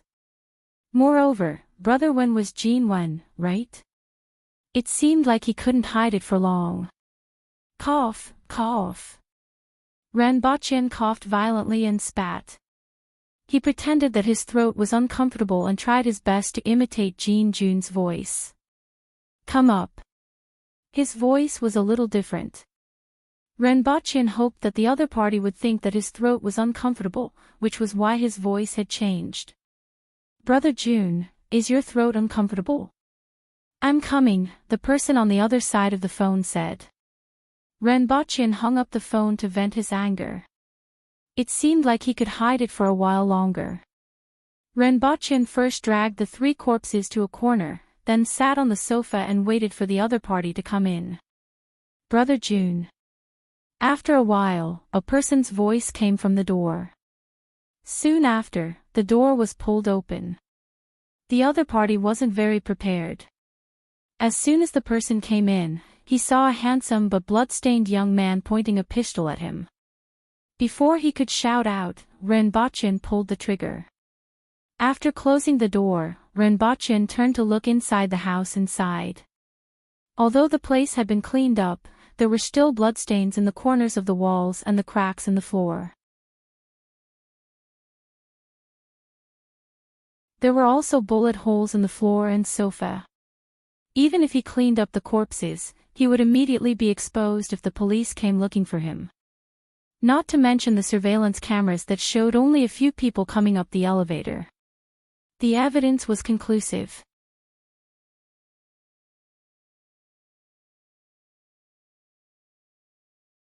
Chapter 252. Renbochin closed the door and squatted in front of the young man. The young man's mouth was foaming with blood like a crab. His eyes were filled with fear. He did not expect that the person waiting for him was not Jin Jun but another young man. Furthermore, he could feel that his life was slipping away from him. "I think you can still be saved." Renbochin squatted in front of him with a kind face. "That's why you have to speak quickly. If you don't speak quickly, there will be no hope. Where is Jin Wen?" The young man continued to spit out blood. His neck was like an old hen's for a long time, but he could not say a word. "It can't be." Renbochin was flabbergasted. Where did he hit? He carefully looked at the bleeding spots on the young man's body. One was shot in the lung and the other was near the heart. It was already good enough that the young man was not dead, let alone talking. When he finished looking at the wounds, the young man finally let out a squeak and stopped breathing. Sigh. "Actually, I aimed for his stomach. Do you believe me?" Renbochin looked disappointed and disappointed. He did not care whether the young man could hear him or not. This time, he really had to escape. There were still Jin Wen and Jin Wu in the Jin family. He was afraid that they would come for him before tomorrow. He only had two choices. One was to wait for them to come and continue to kill them. However, even if he killed them, it would be useless. He could not carry so many corpses away. Furthermore, it would be easy for the police to stop him at home. The other choice was to escape. Renbochin felt wronged. In a year or two, the green vine hangover medicine would be on the market. In another 2 or 3 years, the black mud cream and leukemia medicine would also be on the market. At that time, he would have money and status. He would be able to reach the pinnacle of his life and win the heart of a rich and beautiful woman. But now, all his hopes were dashed. Renbochin went back to his room to take a shower, change his clothes, and gave Qingqing a call. Then, he carried the things that he had just packed and hurriedly went downstairs. As for the corpses, he did not care. This house could not be kept. It was a pity that he had just bought it. 5 people had died consecutively. He did not know if anyone would dare to live in this house in the future. In any case, Renbochin felt that the feng shui of this house was not very good. Half an hour later, Renbochin carried a suitcase and appeared at a bank not far away with Qingqing. He withdrew 1 million yuan in cash and placed it in the suitcase. He then transferred the remaining 20 million yuan to Qingqing. Because of this, the bank manager interrogated him about the purpose of the transfer, fearing that it was money laundering. "What do you want to do?" Qingqing frowned and had a look of surprise on his face. Even a fool would know that something was wrong with the situation. "We'll talk after we get out of here," Renbochin whispered. After settling the matter with the bank manager, Renbochin and Qingqing carried their suitcases and left the bank. Renbochin also took out the luggage that he had previously placed in his car and stuffed it into Qingqing's car. Then, he turned around and said, "I have something to attend to and have to run away." As for the money I just transferred to you, find someone to transfer it to a certain card through other channels. I'll let you know when the time comes. At this moment, Rinpoche had an innocent and helpless look on his face. He looked as miserable as a bullied child could be. He was just short of tears and snot. He transferred the money to Enchanting because he was afraid that if the police froze his bank account, he would be in trouble. Even if it wasn't frozen, the moment he withdrew the money, he would be exposed. Now, he could only hope that Enchanting could use other channels to help him launder a sum of money. As for whether Enchanting would embezzle this sum of money and whether the Qin family would swallow up his shares, there was no need to consider these questions now. So serious. If you offended Jean Jun, it won't be to that extent. I'll think of a way for you. Enchanting frowned. It's more serious than you think. Rinpoche didn't mention that he had killed someone. In a while, send me the addresses of the few important people in the Jean family, especially the places where they usually go at night. Send it to another phone. Rinpoche left the phone number that he had prepared for the Empress to Enchanting. In his heart, he was thinking that he would definitely bring the Empress back next time. You have caused me so much trouble, I have to let you reunite with your family. A famous person once said that the most important thing for a family was to be neat and tidy. When Enchanting heard Rinpoche's words, he was a little apprehensive and asked, "What are you going to do?" "Just send it to me. Even if you don't know, your father will know. Don't ask about other things first. You will know tomorrow or the day after." After Rinpoche finished speaking, he opened the door of Enchanting's car and swaggered off. Enchanting, who was left at the same spot, had a gloomy look on his face. Where should I run to now? Rinpoche pondered. Logically speaking, he should run overseas. No matter what, for lives were still a big case. However, he couldn't go too far now. There were still so many people from the Jean family waiting for him. It was a pity that he didn't have sarin gas with him. Forget it, even if he had it, he wouldn't dare to throw it. Killing people and throwing poisonous gas were two different things. If he dared to throw it, there would be no place in the world where he could hide. Now, he only had two choices. He could either run to the mountains or hide in the city. As long as he could hide for 2.5 days, he would be fine. Now, almost half a day had passed. There were still 2 days left. If he was optimistic, the Jean family would still need half a day to find his house. That would be 1.5 days. Rinpoche couldn't make up his mind about these two choices. After all, he didn't have much experience in escaping. Just as he was aimlessly driving out of the city, his gaze swept across a shop by the street. He immediately stopped the car by the roadside. It was a musical instrument shop. Arrow, arrow. Rinpoche's eyes were practically brimming with tears when he saw this shop. If he knew about Arrow, would he need to run away?